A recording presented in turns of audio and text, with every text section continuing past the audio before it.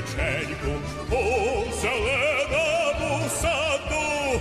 Чи не вийде дівчинонька рано вранці по ладу? Маруся, раз, два, три, калина чорнявая дівчина в саду ягоди рвала. Маруся, раз, два, три, калина чорнявая дівчина в саду ягоди рвала.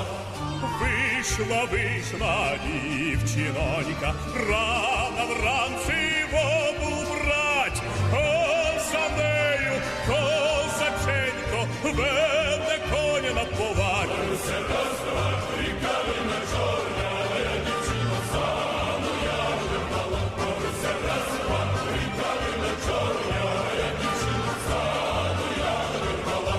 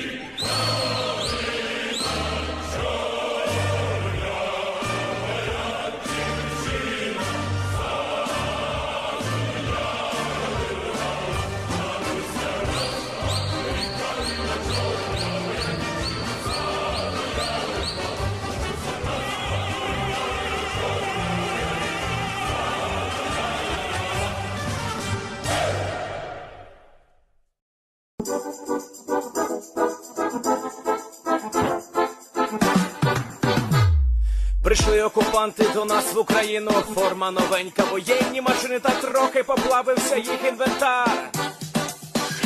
Байрактар, Байрактар.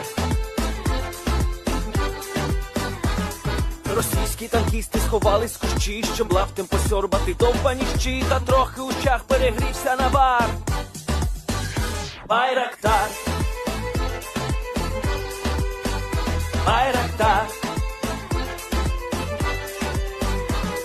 Приперли зі сходу до нас барани для восстановлення великої страни. Найкращий пастух баранячих отар. Байрактар, Байрактар. Хто води всяке озброєння різне, потужні ракети, машини залізні, у нас на всі доводи є коментар. Байрактар, Байрактар. Вони захопити хотіли нас зразу, а ми зачаїли на орків образу з російських бандитів, робить примар. Байрактар, Байрактар. Російська поліція справи заводить, там вбивцю рашистів ніяк не знаходить, хто винен, що в нашому полі глухар. Байрактар, Байрактар. Веде пропаганду кремлівський урод, слова пропаганди ковтає народ, тепер нове слово знає цар. Байрактар. Байрактар. Байрактар. Байрактар. Байрактар.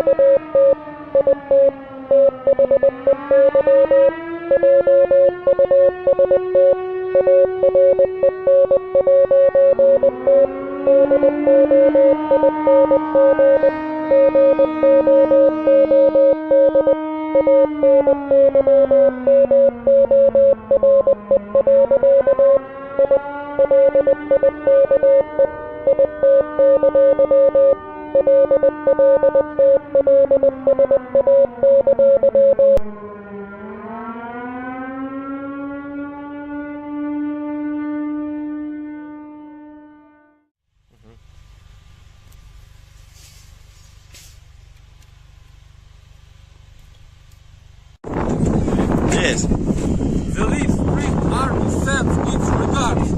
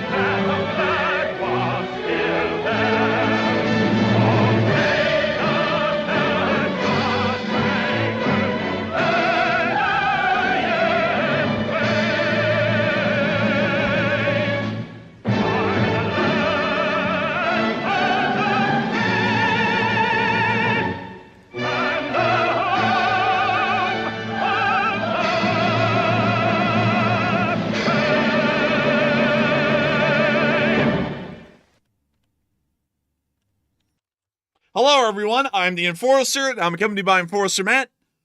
And good evening, folks. It's Enforcer Matt, and welcome back to day 1067 of the news. And today we have very, very big news coming out of Ryazan of massive explosions happening there after another Ukrainian drone attack. We're also hearing that U.S. natural gas is urgently being redirected to Europe, and also ISW analysts are doubling down and saying that Putin is doubling down on the war in Ukraine. Not looking good whatsoever, and it's good to see you all once again. And of course, we're going to be covering the past 24 hours of news from around the world, as we've been able to hear significant news from multiple different areas that the Russian Federation has trapped its own offensive armed forces inside of the Kursk Oblast, as a Russian armored column today, according to Ukrainian frontline reports, actually entangled itself inside of Russian tank traps that were originally set up by the Russians to defend the border region. The Ukrainian armed forces have been able to hold back Russian Federation armed forces within the direction of Kursk today, as the Russian Federation has continued to take high losses. Meanwhile, inside of the deep areas of Siberia, we've been able to hear that the Russian Federation is continuing to see an endless stream of North Korean artillery pieces and additional equipment being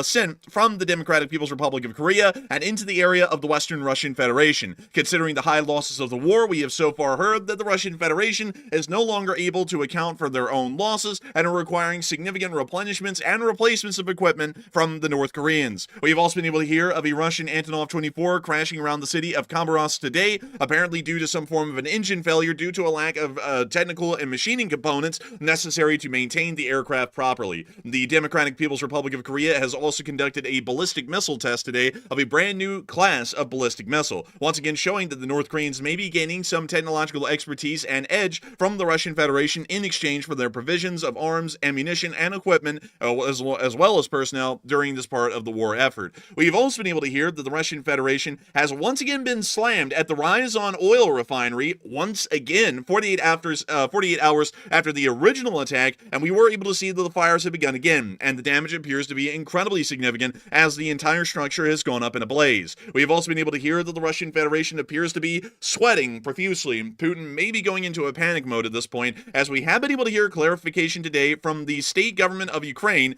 that they have not been cut off from U.S. governmental aid. And that does appear to be the case, as we've been able to see that President Zelensky himself has come out and stated this day that the Ukrainian military is still receiving at this very hour military aid from the United States, which is traveling across the Polish-Ukrainian border. Meanwhile, inside of Poland, we've been able to see that there has been a little cross-alliance thread, as the Polish Prime Minister Donald Tusk has directly threatened the bigger guy in Hungary, he's not that hungry, that if he tries to veto the support for Ukraine, there's going to be issues. We've also been able to hear that the United States of America has been providing a large amount of liquefied natural gas to Europe, as it appears that the Russian Federation may most likely be cut off from liquefied natural gas exports to the European Union here in the near future, as well as the already cutoffs that are being seen at this moment because of Ukrainian actions. We have also been able to see a whole bunch of other news inside of Ukraine from the front lines, but outside of that, y'all can kind of tell it's a pretty big news day, a fairly large one, as a matter of fact, and we have loads of news to cover. Starting off with our first piece of news, the significant piece of news that we were able to hear today, we were able to see that the Russian Federation is sweating at this point, in an absolute panic for the large part within the central government, as it's become very clear that the United States will not be relenting off of their military aid to Ukraine, and not only that, we've also seen that Putin is feigning an attempt to actually conduct a talk with the President of the United States, although we already know, according to many sources, including ourselves, that the war will most likely be continuing well on into the future, as every asset and actual government agency within the Russian Federation is clearly stating that the war will go on, and there are no terms, unless if they were unconditional terms, that Russia would accept so far in the conflict. Ukraine, in response, has slammed the Ryazan oil refinery again, 48 hours after the initial attack hit the area, and we were able to see that right over here inside of the town of Ryazan. Ryazan was hit 48 hours ago, and many of y'all actually became somewhat familiar with the oil refinery within this area, one of the larger ones in the Russian Federation, at least around this region. On the same campus as the oil refinery, we are able to see that there is a thermal power plant, but that would not be the target of tonight's attack. We were able to see that the oil refinery was still smoldering and burning in some lighter forms, as the Ukrainian drones once again came in and started to slam some pretty decent hits once again onto this Russian oil refinery, just 2 days after it had already been slammed out of commission by another Ukrainian drone attack. And we were able to see that right here. And there it is. Oh, Oh. Close up. That's crazy. It's almost like the same attack path that we saw last time. It was almost like that same area that the buildings were being shown in that video right there, where they filmed the last drones coming in. It's kind of odd. It is kind of odd. I believe they're literally flying in a beeline straight from the west to the east and right into that area of the city, most likely from this direction, I'm assuming, directly from Ukraine over here in the west, flying directly east and towards Ryazan. I believe that's the attack path that they have to be taking at this point, because they quite truly have come in the same direction over the course of 2 straight days of attacks that we saw 2 days ago and today. We were also able to see the damage that was caused from these drones hitting the oil refinery once again, as the explosions were of course significant and the damage was quite severe. This is not a picture from 48 hours ago, this is a picture from tonight. Once again, another severe hit to the Ryazan oil refinery, and once again ensuring that repair operations and damage is being exacerbated even farther. We were able to see the fire on the oil refinery in another clip. We've been able to hear that this fire is burning so severely, there has been local evacuations around the surrounding area of the oil refinery because of how strongly this blaze is also raging as well, much like the last one from 2 days ago. And we were able to see the fire in Ryazan from a farther out angle right here. It appears that it was just a nice smoldering flame at that point. Nothing too severe, maybe even a campfire at that point. Someone got marshmallows and hot dogs. Also, I'd seen that first post there that they're using that new long-range Ukrainian drone to strike this plant. Does that drone carry more munitions on board or something? Because it seems like these recent attacks have really been causing some significant explosions, larger than usual. Let's check out the Cheklin B, because this is a drone type that I'm not really familiar with, because it's a fairly new type for the Ukrainians. So let me see if I can find us a picture of this thing. And it appears that there really is not a lot publicly known about it, at least to this point, because I typed in the Chaklam B, and we are not finding a exact match to that kind of drone, at least in publicized pictures. We can see one right here showing a hypothetical design of the Chaklam B, and it does exactly line up in terms of its shape and also the boom tail that the Chaklam B had in that video. But beyond that, it appears that the best information that we have about the warhead is that it's centrally held within the front of the nose cone, but it doesn't appear that there's any form of an explosive mass given. And we also don't have the exact dimensions of the aircraft as well to even try and approximate the actual weight of the explosive. So I've got some information for you. So apparently this Choklung UAV here is apparently, it has a range of up to 700 kilometers, so that's where it gets the name long range from. It's a very long range drone. And also it says the declared warhead mass indicator is 20 kilograms, so a pretty sizable warhead on there. And it looks like a warhead of the same weight is installed in the Russian Shahed 131, which is also another large UAV that the Russians use on their side. So this is comparable to a Shahed, the typical one that Russia actually fires. And it looks like, I was trying to see if I've seen more information about it here. So yeah, it's actually larger than the usual Ukrainian drone. So it's carrying a bigger warhead. Very interesting. Thank you for sharing that, by the way. In 20 kilograms, let's get 20 kg to pounds, and let's see how much that weighs. So it's a 44-pound bomb that's inside of this drone. Interestingly enough, that's actually not that big by military standards. For Ukrainian drone standards, it's getting on up there, and it's becoming a bit of a heftier bomb. But nevertheless, considering that the smallest bomb largely used by the U.S. military, well, really the U.S. Air Force these days, is a 500-pound bomb, this thing is actually far down there in terms of scale and destructive power. It's only about 44 pounds. But once again, that's not really the actual devastating quality of these drones, but it's more so the more scalpel-like precision that they're able to achieve when conducting these attacks, as these drones are hitting specified areas such as the condensers and other forms of vital oil production facilities within the refinery that are knocking this thing completely offline. And not only that, these specific parts of the oil refinery are incredibly complicated to replace and usually very expensive and require a great deal of machining and industrial ability. So for these reasons, it does appear that the Russian Federation may not be having an easy time repairing this refinery, especially considering the extent of damage that's received from the drones alone, and much less than that, the actual damage that would be caused by the raging fires, which are probably reaching incredibly high temperatures at this point. But moving on out of that news, inside of the area of Ryazan, I think we have to move on into something that truly has made the Russians a little bit concerned today, because we have been able to hear from the Ukrainians that Russian tanks are getting trapped inside of their own Dragon's Tooth emplacements near to the Kursk Oblast border as they're continuing to try and conduct offensives against the Ukrainian garrison near Suja. This was from a frontline report reported by Euromaidan Press, so we were largely reporting this as actual confirmed news. But Russian tanks trapped in Kursk as Dragon's Teeth are biting back. And of course, many of y'all will know that over the length of the Kursk border in between Ukraine and the Russian Federation, there is a very significant amount of Dragon's Teeth that was laid out by the Russian Federation way earlier on in the war, before the Ukrainians even invaded the area. Now that the Ukrainians are across the Dragon's Teeth and they've actually made themselves clearings through those areas, it appears that the Russian Federation is having an impossible time dealing with their own defensive emplacements, and they're now beginning to trap Russian vehicles and tanks directly onto the defensive emplacements that the Russians built to stop the Ukrainians from getting into Kursk in the first place, and to also make it far more easier for them to defend the area. It now seems that that's doing the complete opposite. We were also able to see Ukrainian drones planting some bombs on the Russians. We were able to see that the Ukrainian aircraft was able to slam down some sort of a guided bomb today on a Russian position near Lyubomovka, and we were able to see the damage right here. Ooh, a boom shakalaka. Oh, bliat. Got a little tuberculosis. I'm dying, Dutch. Or something like that. Oh. Bisla.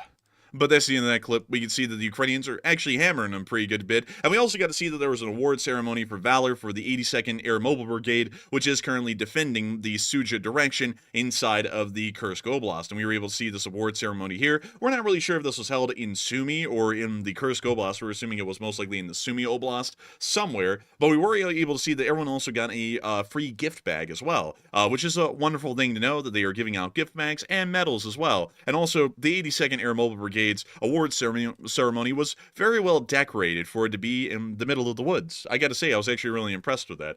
But moving on And it from looks that, like some secret meeting of like the forces or something like that. Like it's like a forbidden secret meeting. Kind of has that kind of vibe going on to it. it kind of does. It kind of does. You know, Matthew, with that bird there, you would think it was almost some kind of a grove of a sort. But moving on from that, and out of that interesting little montage of pictures that we were able to get in the KURSK Oblast, there was something even larger that happened today that we once again have to speak about because it's a very important and crucial thing for the future. Many people have been hearing these salacious reports, these reports that really have absolutely no founding in reality whatsoever, that the United States of America has completely shut off Ukraine from military aid. Now, that would be a shame if it was true, and luckily that is not the case that is true. Many people have been hearing that story over the course of yesterday and today, and we once again were able to hear significant news today that is not the case. We'll be starting with our first confirmation today that we were able to get from the Ukrainian government that our story was correct and that Ukraine's support has not ended. And so,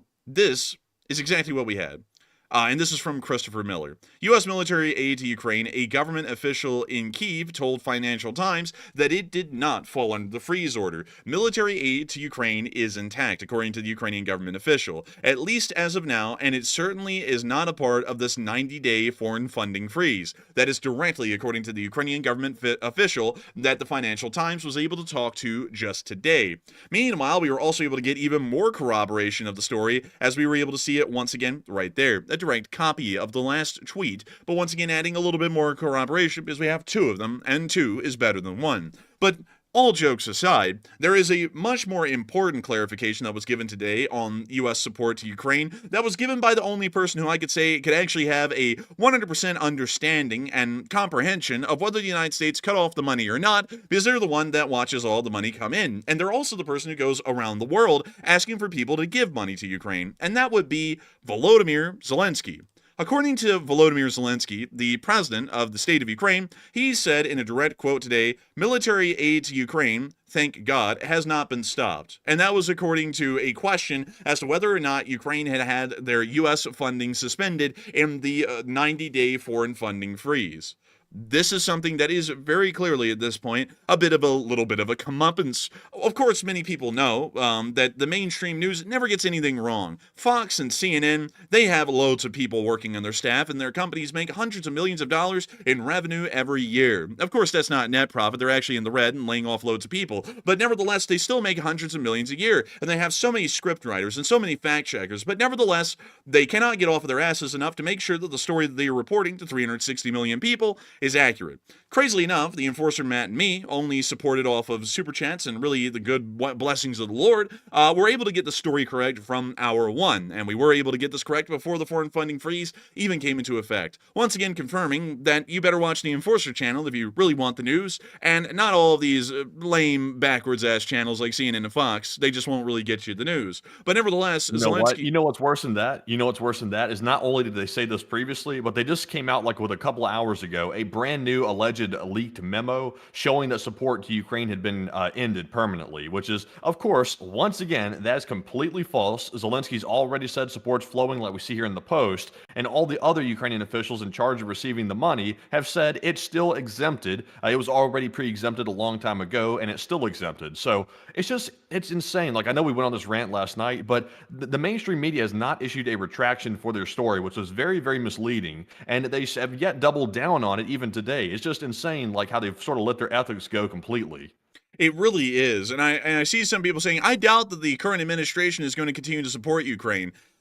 I don't know why. I mean, Zelensky doesn't really seem to be incredibly concerned, and he's saying that it's not been stopped. And he's not saying for now, or that we need more money, or that America is going to drop us here in a minute. He's not saying any of that. He's saying that Ukraine is going to be supported well into the future, as well as everyone else in the Ukrainian government that has any information about it at all. So with this in mind, it appears that is just incredibly misleading to say that the United States is going to stop supporting Ukraine or has stopped supporting Ukraine. That is just entirely untrue. true and is not based in fact or reality, and this channel bases its reports entirely in fact and reality, which it's very easy to live in if you just pay attention a little bit to what actually is the news and not CNN and Fox, or any other mainstream news channel for that matter, like ABC, MSNBC, CBS, any of those, largely garbage. The Enforcer channel is where it's at. Also, there's a lot of other YouTube channels that took that story and ran with it, so I would go over there and give them a little cursory glance over, because if they reported that story as fact, they are also not doing their job either, and honestly should not be getting any viewership from this point. Just putting that out there. But anyways,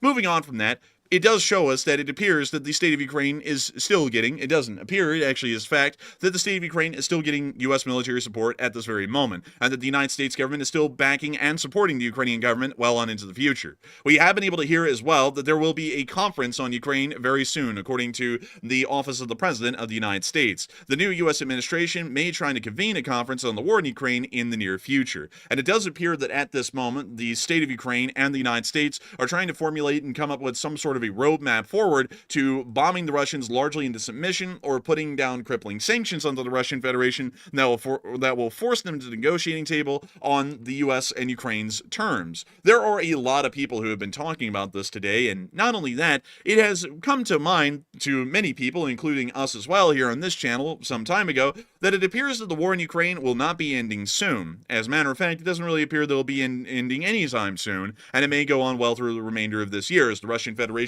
is still adamant on continuing the war as long as they are not suffering financial collapse at that very moment. Loads of people have been talking about this, and it appears that even the Institute for the Study of War has just come out today with the exact same assessment that we made on this channel around 4 or 5 days ago, and is signaling that Putin is not wanting peace as the main objective at this point, and that the war will continue. And a lot of people have been asked here in the chat whether they believe that is the case or not. Is the Institute for the Study of War correct, or are they not? Is the Enforcer channel correct, or are they not? Because practically everyone in the analysis sector at this point, us really being the first to say it, have made it very clear that it does not appear that the war is going to be ending anytime soon. And so, Matthew, what are people thinking about this, and what are you thinking about it as well? Does it look like the war might end soon, or not really the case? And what are folks thinking about that? All right. So kind of like we've been saying for quite some time, like the Enforcer mentioned, it does not look like the signals are indicating that Putin is actually vying for peace. It looks like he's doubling down on the war and going even further. And according to 81% of the audience, they said, I agree, Putin is not trying to end the war, while 9% said, I disagree, Putin will get a deal of some sort. And 5% said it will end temporarily, maybe. And like I said, I'm definitely with the 81%. This war is not coming to an end. And I say that with a little bit of unfortunateness to it, because of course, we want the war to end quicker than not, because the war is costing lives. But at the same time, though, Putin has to be able to bend the knee here, because he's the one in the wrong, of course. Remember that. Zelensky should not be expected to bend the knee. He's the one who got his country invaded. So unless Putin's willing to actually compromise and actually recognize that he was wrong, which is probably never going to happen in the history of Russia, then this is going nowhere. Like, the negotiations are not going anywhere quick. And even though there is a talk of a peace summit about to take place, that will probably not even happen either. I suspect the talks won't even happen before it's over with. Putin's going to step in it. So I'm with the 81%, the majority. But Enforcer, what say you? I would have to say that I would believe that that the war will not end. It's fairly obvious that it will not anytime soon, and I'll try and quickly explain the reasons why. Some people believe, and this is largely an unfounded kind of a belief, that the president of the United States for some reason has like this really big thing with the Russians. Like, he just loves the Russians and will sacrifice the United States for the Russian Federation. The simple fact of the matter is that no president will ever do that, whether it be the last president or this president. All of them are fairly adamantly, staunchly against the Russian Federation. It's to differing degrees, however, but nevertheless, all of them are against the Russian Federation. It's already been made clear by the current president of the United States that the U.S. is going to be seeking to achieve Western ambitions inside of Ukraine and to achieve Western interests at large within the area of Eastern Europe. That is something that is becoming fairly clear at this point, and for this reason, I would say that the United States is not going to be incredibly soft at the negotiating table, and it's not going to be looking to give away all sorts of things in an effort of appeasement to be able to simply end the war. If that was the case, we would have already started to move towards the negotiating table at this point, and the United States would not be threatening crippling sanctions and further military support to Ukraine to help them to crush the Russian Federation. All of those things show that this is simply not the case, that form of a statement saying that we're going to go down a path of appeasement. However, on the other hand, while we're not going down a path of appeasement, the Russian Federation appears to not be going down a path of appeasement either. It's become incredibly clear through different government sources in the Russian Federation, such as Sergei Lavrov and Dmitry Peskov, that they are not seeing any kind of a future to where the Russian Federation will bend enough at the negotiating table to meet the United States even in the middle. The Russian Federation is largely looking to achieve all of their war goals currently inside of Ukraine at this point without exception, meaning that they will not be able to properly barter or haggle at the negotiating table to see that they lose some of their objectives but maintain others. And that is something that the Russian Federation is not interested in at this point. And considering that the United States and the Russian Federation will not be able to meet in the middle, much less the Russian Federation meeting Ukraine in the middle, which seems to be an entirely different can of worms, this war will be going on for some time, as there will be no success made within a peace negotiation. Another thing that I have to point out as well is that the United States is already moving towards preparations to continue to support Ukraine. The new Secretary of the Treasury has already cooked up, according to what we understand, a brand new wave of sanctions that will be even more constricting than the prior waves of sanctions put out by the last president of the United States and his Secretary of the Treasury. And we're also understanding that the Secretary of State is also carving up brand new military acquisition programs and plans to be able to continue to provide Ukraine with a large amount of military support. As a matter of fact, it appears that the Office of the President of the United States has specifically requested or greatly hinted at the use of $330 billion of frozen Russian assets held collectively among the Western world, not just the United States, to be able to continue to fund and finance the Ukrainian operations militarily through the remainder of the conflict. I want to remind everyone that is far more than the United States has provided over the past 3 years. The United States has provided, on average, at this point, over 3 years of war, around $35 billion annually, equaling up to an interesting let me think here, about a $110 billion total, if I'm correct. But it's not an incredibly large amount when you break it down on the year-to-year basis. That's a fairly interesting thing, that $330 billion of frozen funds are now going to be tapped into and used to continue to fund the Ukrainian war effort, because that means, hypothetically, off of our current funding levels, the Western world could finance the Ukrainian war off of the frozen funds for about 10 years based off of average spending amounts that we've seen over the past 3 years, meaning that the Russian Federation would simply not be able to last that long. The economy is already in dire shape, and we are already seeing that major companies like Gazprom are about to be going under. So with this in mind, it's going to become fairly clear here within the next few years, most likely, maybe the next year or two, that the Russian Federation will suffer a severe financial collapse, and that largely will end the war in itself. They will not be able to finance it, much less the economy maintain the armed forces for the war to continue. So for this reason, I have a belief that the Russian Federation will not be looking for a amenable peace at this point, and they will most likely push themselves to the breaking point to where the Russian economy will see a financial collapse in about a year or two's time. But nevertheless, it seems as though many people are also talking about another thing that we just mentioned in the news a second ago, about the United States possibly convening another peace conference for Ukraine in the near future. And a lot of people are putting in their thoughts on this as well. And a lot of people believe that this will most likely never take place. Some people believe that the Russians will simply decline to participate because they'll say that the West is rigged against them or something along those lines.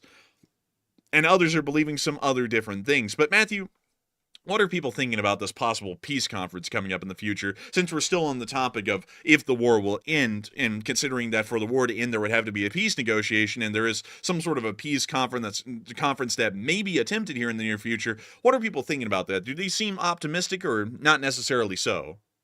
All right, so the audience knows what's up. 47% said Russia will decline to participate, while 37% said it will likely never take place, and 8% said it will be a success for talks. And remember, folks, over the last couple of years, there's been several so-called Ukraine peace conferences, but the only problem with those conferences is Russia declined to show up to every single one of them. And right now, Putin's already said out of his own mouth that he views Ukraine imposing a ban on Russian peace talks, which of course, that is not a reality. There's been no ban demand by Zelensky on any peace talks from Russia. That's something that Putin came up with himself. That will be the justification by Putin for not attending this peace conference. So basically, without Russia, there's no peace negotiation at all. It's basically just people meeting together to yap it up and have a nice snack. That's basically what it is. It's not going to result in anything. So Russia will decline. I'm pretty certain about that. They are not going to show up there if there is a peace conference. Now, on the other hand, though, if Putin can meet with the U.S. directly, he will do that because that's his best line to manipulate the Western leadership to see if he can try to get his way. He might do that, but he won't show up to a peace conference with Ukraine at it. But Enforcer, what say you? I would have to say the Russian Federation will decline to participate, much like Matthew said. They've done that every single time in the past. But I do have to say, Matthew, that those hors d'oeuvres that they have at these peace conferences are delectable. And that would be great to have everyone come together and have some hors d'oeuvres, at least for a little bit, before we all get back to this whole fighting the war kind of a deal. But still, I don't think that this is going to be going anywhere. Much like you said, this is going to be practically a dead end. But I do believe that it is necessary. Once again, we do have to remember, now, of course, not speaking about the domestic political sides of things, but the current administration does have a political objective of finding some way to end the war in Ukraine, and that's been made fairly clear as a primary objective of these next 4 years. So they have to go through the steps, even if it fails and the war goes on all the way through their tenure, they have to go through the steps to even see if it would be amenable. So they're going to have this little peace conference, like the last administration did, just to show that they were doing it, and then it will fail. And then they'll go, well, it failed. That's out of our control. The Russians are a little stupid, and we're just going to keep giving money and weapons to Ukraine and allow them to keep blowing away the Russians until they eventually give up. And we're also going to put down more sanctions on them. That really will be the end conclusion of this peace conference. It won't actually be any move at all towards peace, even at a level of non-appeasement or appeasement for that matter. It actually will be the path to more war. And so we will most likely be seeing that that is the case. But still, I have a feeling that many people should be ready to strap in. The war is going to be going on for a good bit longer, and it appears that everyone is fairly certain of that at this point. But moving on from that, and on into some more interesting news, speaking of things that have been going on around the world, particularly outside of the United States, but pertain directly to the United States, it appears that American liquid natural gas companies and providers are going through an insane renaissance at this point. Many people know that the liquefied natural gas markets of the world are a very interesting place, a very fickle kind of a place, where prices can rapidly fluctuate, and you always want to send your liquefied natural gas to where the most money is made. Some people will know that Southeast Asia is one of those places that makes a good amount of money. There's a fairly decent amount of wealthy countries down there that would spend a pretty penny on some liquefied natural gas. But the true market where the real money is made on liquefied natural gas is the entirety of Europe. Europe is, interestingly enough, the richest continent in the world outside of North America. And not only that, not only is it one of the richest continents in the world, they also pay a nice little premium for liquefied natural gas. Now, a lot of people will be wondering, well, that's an interesting thing. How's that affected the world so far? Well, interesting enough, that has propped up the remainder of the Russian Federation's economy since their collapse in 1991, as a great deal of European countries started to race to get their hands on that nicely priced, but still somewhat expensive, Russian liquefied natural gas. The stuff's delicious. It truly is. Maybe even addicting. And that's why there's been such a large amount of pipelines built over the length of Eastern Europe over the past few decades, so that Europe can continue to tap into that delicious Russian natural gas. However, there's been a little bit of an issue lately. Most of those pipelines have been shut down, or the Ukrainians just shut them down recently at the very beginning of this year. And the Russians, they fiend to sell their natural gas, and the Europeans, they long for a taste of the Russian liquefied natural gas. But there is an alternative. While the natural gas reserves of Europe that they've been able to store up from buying a large amount from Russia, even through the entirety of the war in Ukraine, is starting to dwindle, there is a savior on the horizon. And it's the largest liquefied natural gas producer in the entirety of the world. We're not speaking about the Russian Federation, we're speaking about the United States of America. Because the United States of America doesn't just produce the largest amount of armed forces in the world, or the largest can of kick-ass in the world. We don't have the largest economy in the world. We don't have the largest series of interstate systems and railroads by mileage in the world either. No. We actually produce the largest amount of liquefied natural gas seen anywhere in the world, even right now. And that's been increasing over the past few years quite significantly, as a matter of fact. And the United States knows a good market when they see it. The United States is built on business. And what we've seen is that many European countries have to get some liquefied natural gas from somewhere. And what about that nasty Russian natural gas? Man, you ever heard that has loads of impurities, specks of dirt, drips of vodka, all kinds of nasty crap in it? It's not even that good. Absolutely. And also the Russians have some of the largest LNG deposits too, because it's mainly because of Putin. He's so full of gas that it's an endless supply. Man, not only is he full of gas, but he's also full of shit. And I've heard that the hot Europeans are getting into bio-waste energy production, which may be a profitable venture, especially if Lavrov starts talking again. But nevertheless, natural gas production is a fairly big thing in the world. And let me see if I can get it by country here, just to show y'all who's Papa up in this household. So here we go. These are the top 4 countries in the world for liquefied natural gas production. Not necessarily a beautiful graph here, but you can see that last year, the United States beat out the Russian Federation in terms of liquefied natural gas production by nearly 10 million units. That's quite a number right there. In fact, that's as big as the next largest producer of Russian, well, not Russian, but natural gas, which is Iran. So we have gapped the Russians in terms of natural gas production by an entire Iran. That's pretty impressive when you put it that way. But let's see if we can get a little graph to show that. Hang on. It's loading.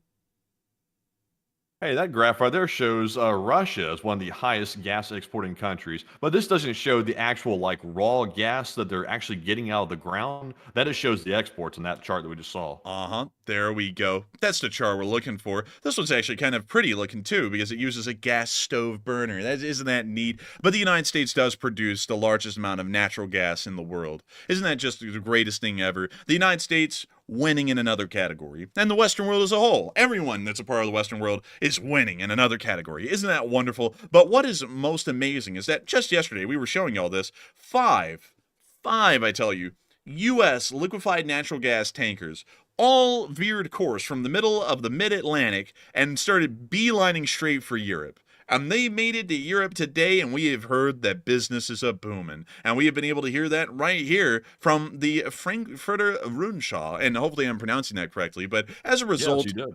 Oh, wow, that's great. I can't believe that. I actually did that for the first time right. But as a result of the suspension of Russian gas supplies through Ukraine, liquefied natural gas tankers are changing their route towards Europe, sometimes suddenly, because they're getting the call from their bosses telling them they better go sell it where it's the most expensive. But Europe has a shortage of gas, and the USA is making a profit.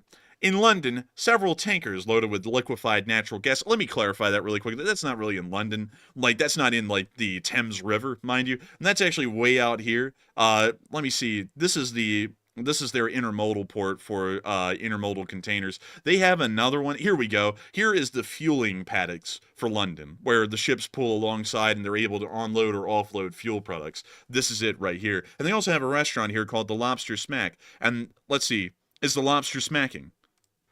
Oh, that lobster do be smacking. Yeah. Holy moly. And that lobster and the fries look like they're smacking too. Those fries look juicy. Dang, dude, they got like more than lobster here. They got pasta and lobster, but there's the liquefied natural gas tankers. This was called the Sti Commandant. Pretty cool name right there. And we can also see the food is absolutely sublime here at this oil loading paddock or dock, if you want to call it that. But nevertheless, this is where some of these tankers have started to arrive around this area of the United Kingdom. You can also see the other areas here for fuel storage, but it appears that these are somewhat disused or may not be in the greatest of shapes. So I believe that this is the new fuel storage facility over here, most likely for liquefied natural gas. But nevertheless, to read the remainder of this article, several tankers loaded with liquefied natural gas have made some dramatic changes of direction to supply the European market. At least 7 shipments of liquefied natural gas from the USA, around 500,000 tons, were diverted from their original destination in Asia and Colombia to the north, according to a report in the Financial Times. And there they hope to profit from a market that has been shaped by the loss of Russian pipeline gas supplies. European storage facilities have fallen sharply since the expiration of the transit agreement between Ukraine and Russia. it does appear that in the semblance of hopelessness and despair, there is a silver lining. For Papa America will show up with the liquefied natural gas, and everyone will be able to rejoice because not only will they have their liquefied natural gas, but they will have the highest quality liquefied natural gas. Every time a gas stove turns on in Europe at this point, you hear the screech of the bald eagle, because the United States is always with their European allies and always will be ensuring that they no longer have to be addicted to that horrendous and dangerous Russian natural gas that supports terrorism around the continent. But nevertheless, a lot of people have been talking about these U.S. ships arriving in Europe and the savior of the liquefied natural gas that they bring. And a lot of people are saying, is the U.S. about to cut off all of Russia's natural gas imports to the European Union and all European countries with a new wave of sanctions that will make it completely impossible for major companies like Gazprom to continue to make money and continue to benefit the Russian tax base and help the Russian Federation central government to finance the war against Ukraine, which is inherently against European interests, but nevertheless the Europeans continue to buy natural gas from the Russians? Many people have been asking questions about this, and it does appear that many people have faith that the United States is about to bring down the hammer on the Russian Federation, much like we've been doing for 3 years, and that the sanctions are going to get worse and the Russians will weep. And so, Matthew, what are people thinking about this, and what are you thinking about it as well? All right, so 63% of the audience said yes, the U.S. is about to end 100% of Russian gas exports to Europe, while 24% said maybe the U.S. just might reduce it, and 6% said the U.S. will not go that far. That would be too extreme. And honestly, we've already heard it from the U.S. administration in the United States. If Russia is not willing to cut a deal within 100 days at the minimum, then this is actually going to be applied to Russia 100%. They're going to get cut off from Europe all the way. They won't be able to export their gas to Europe, and that will force Europe to transition all the way to U.S. gas, which of course benefits the United States and it only hurts Russia. So I think it is coming. I'm actually with a majority here. It's about to happen. Of course, that will be a major step because that's likely going to pretty much sink every oil company inside of Russia and every gas company too.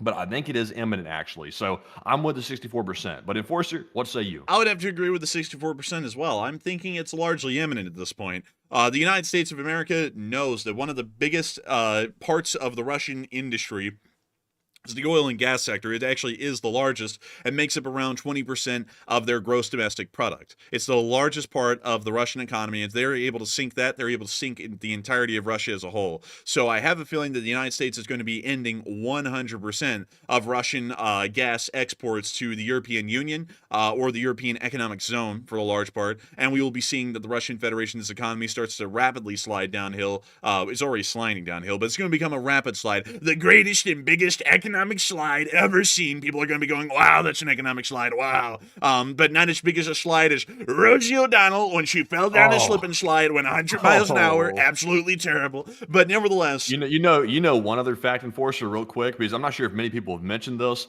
but what is the cost difference between exporting gas from Russia versus exporting gas from the United States when it comes to Europe buying their LNG? So according to stats from about 10 months to about a year ago, it sounded like U.S. LNG was about 4 times more expensive in Europe than Russian natural gas. And once again, that's a big reason why Europe has not transitioned to U.S. gas in the past, because many people in the live chat have been saying, how come Europe's still buying Russian gas? Isn't that just basically funding the Ukraine war effort, basically against Ukraine? And it is actually, but it was mainly because of economic concerns that the EU did not get away from that, and they've stayed with it for a long time. But now the cost of LNG in the United States is coming down because we're starting to produce a lot more of it, and we're exporting a lot more, so it's becoming cheaper. But once again, it will always be more expensive to basically transport gas on a ship than it is through a pipeline. So U.S. natural gas will always be more expensive than Russian gas, but ultimately, though, the gap is closing on the price difference between the two. So Europe won't be hit that bad,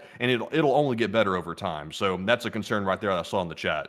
You know what I'm thinking we should do, Matthew? I think this would be a fairly decent move to make sure that the European economies are not being hit that badly by this shift to American liquefied natural gas, because once again, it will never be as competitive as Russian natural gas because of the fact we have to transport it by ship, the Russians transport it by pipeline, which has a great deal to do with the final cost of product, because shipping by vessel costs a lot more than running a pipeline. Pipelines are very low maintenance and usually are highly preferred for any kind of a liquefied substance being transported. You usually want to transport it by pipeline. It's the cheapest and most efficient way. But beyond that, what we should do is that we should subsidize in kind of an economic spending plan European access to American liquefied natural gas to not bring down the cost to where it's comparable to Russian liquid natural gas, but to bring it down a little bit, pretty much give them a bit of a discount off of its actual price. So that way it will continue to incentivize them that while it's a little bit cheaper, it's still better to access than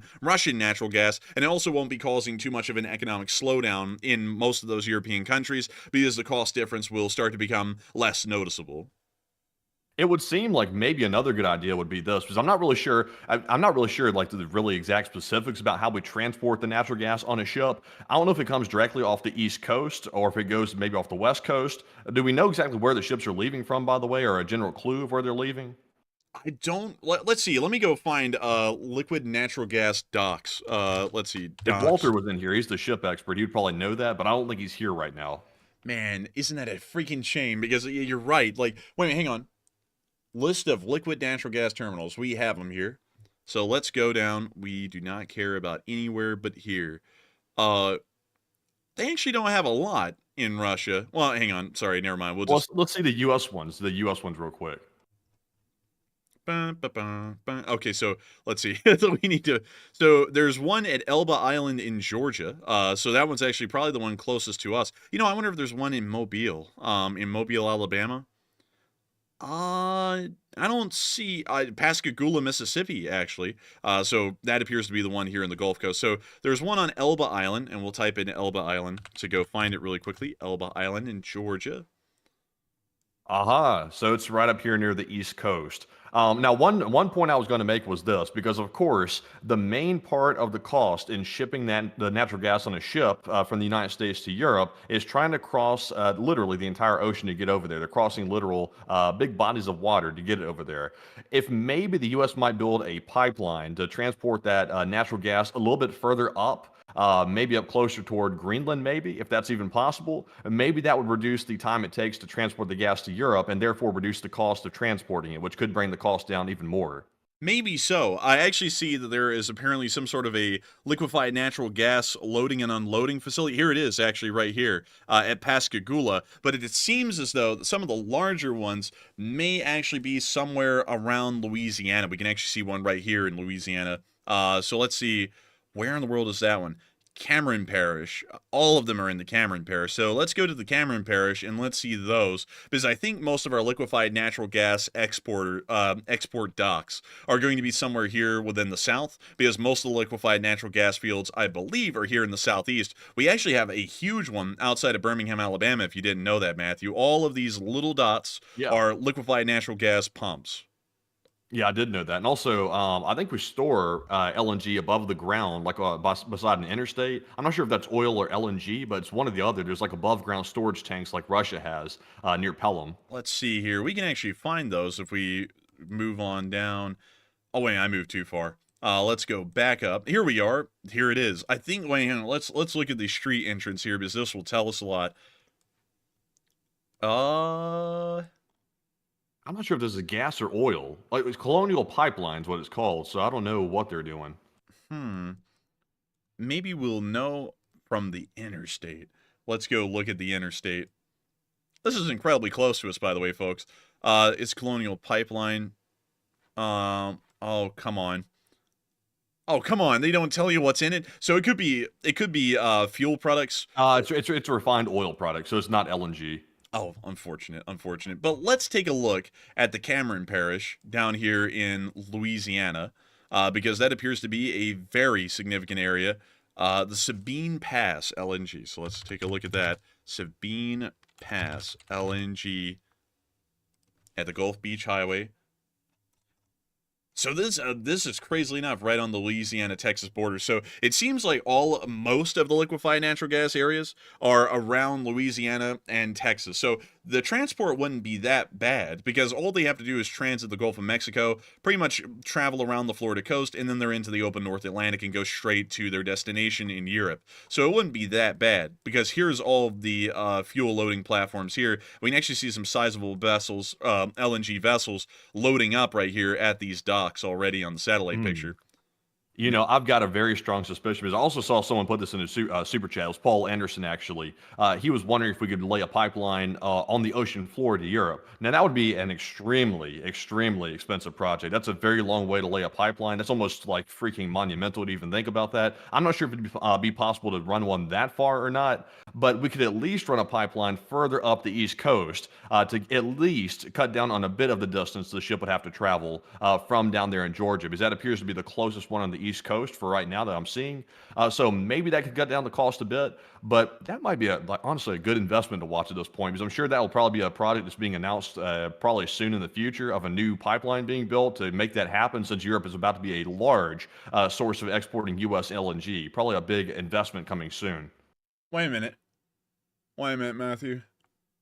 I need to look at this. Wait a minute. No way. Hang on. We could actually do it. We could do it. From the U.S. to Europe? It probably would be the largest pipeline project in history, but Yeah, there, yeah, no doubt. but there is. Let me show you this. I never knew this. I just found these maps. These little areas in green right here are the oil and gas pipelines that had been built in the Gulf of Mexico. Interesting. That are underwater. That's not even a fraction, though, of like the distance between the U.S. and Europe. It's not even a fraction. There is 25,711 miles of operational pipeline that's currently sitting out in the Gulf of Mexico right now. It is not that far to Europe. I mean, no, it's definitely not.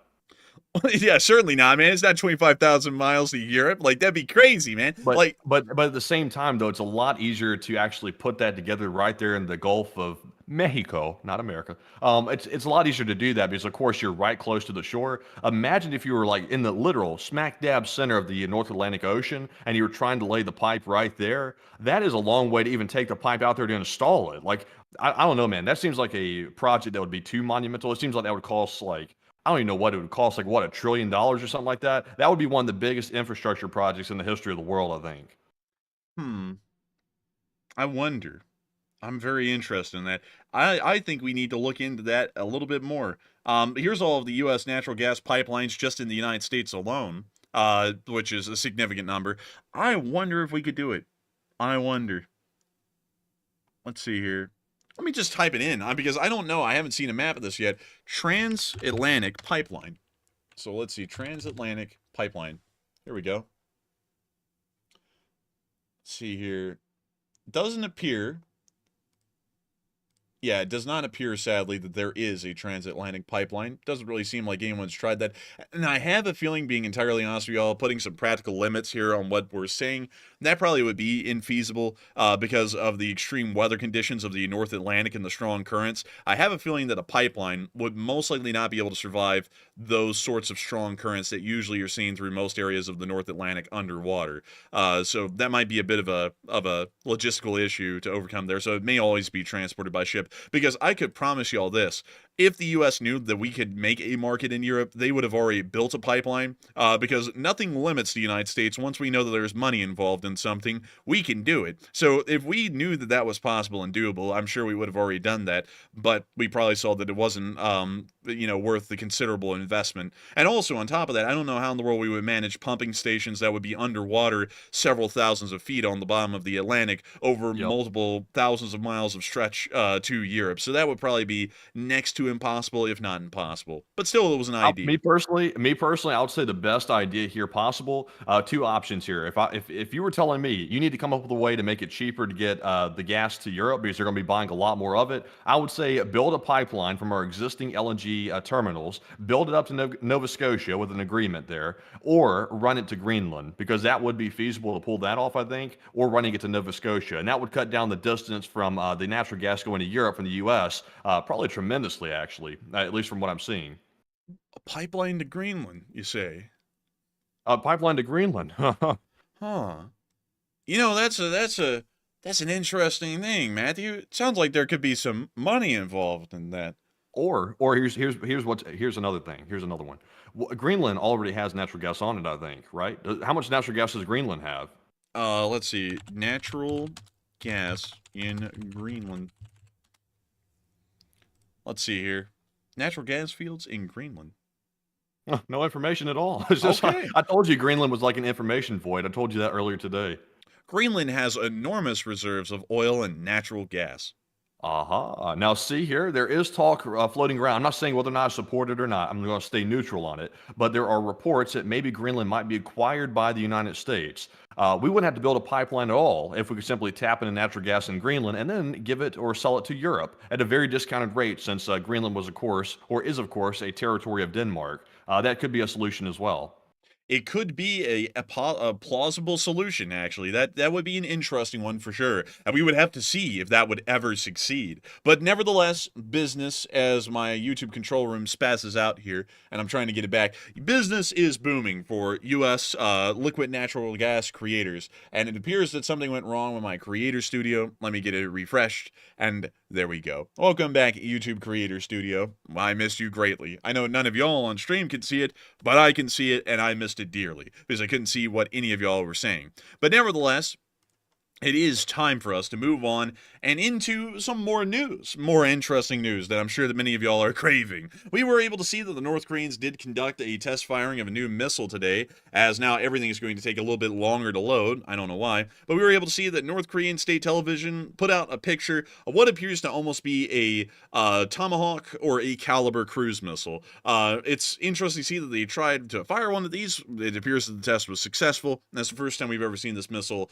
conduct a successful test firing. Moving on from that and on up into the area of KURSK within eastern Russia, we were able to see that an Antonov 24 crashed in the area today. No one was injured and killed, I suppose, fortunately for the Russians, but once again showing that the Russian aviation industry is crumbling and a large amount of aircraft failures are beginning to be sustained.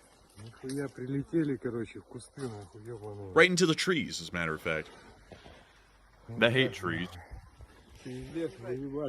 Also, what's up with the logo on the back of that tail section of that plane? What is that? Is that like the Russian knockoff version of like the Alaska Air logo? I guess. I thought it was honestly Karl Marx there for a split second. Karl Marx Airlines. They don't give you pretzels. They don't give you soda. They don't give you nothing. It's just a shared seat.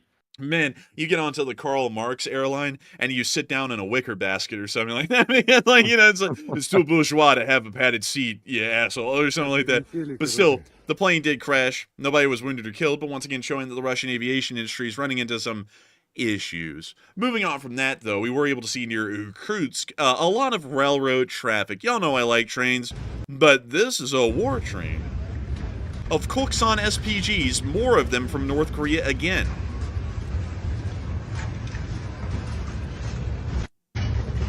He said these are North Korean pieces of equipment? Yes. Aha. And moving on from that, we were also able to see another clip inside of Irkutsk.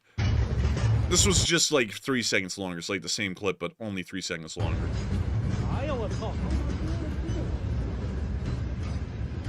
A little bit wild to see that many SPGs being brought in from North Korea. Makes you think the Russians must be taking some pretty high artillery losses at this point. Yeah, and also, where's North Korea getting all this stuff to give away, by the way? But, I mean, is it possible North Korea is not just manufacturing this, but they're also buying it from elsewhere possibly as well, like being used as a proxy? Oh, no.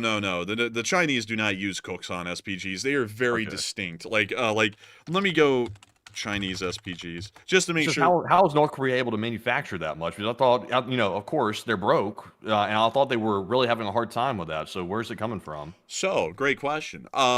Practically slave labor, and they've been building these for about 50 years. So they have a 50-year supply of these things that they built up. So they're just sending like all of them that they want to, because they've been, quite honestly, building these things nonstop for about 50 years. Like, they're broke, sure, but they do make steel, and they have access to a decent amount of iron ore and a lot of coal. So they are able to produce a lot of steel. So anything that involves a large, heavy usage of steel, like the KURSK SPGs, are actually fairly easy for the North Koreans to produce, unlike other stuff. The issue is running them, because North Korea doesn't really have a readily available supply to any kind of oil or fuel. So while they make a lot of them, most of them just kind of sit around after they're built.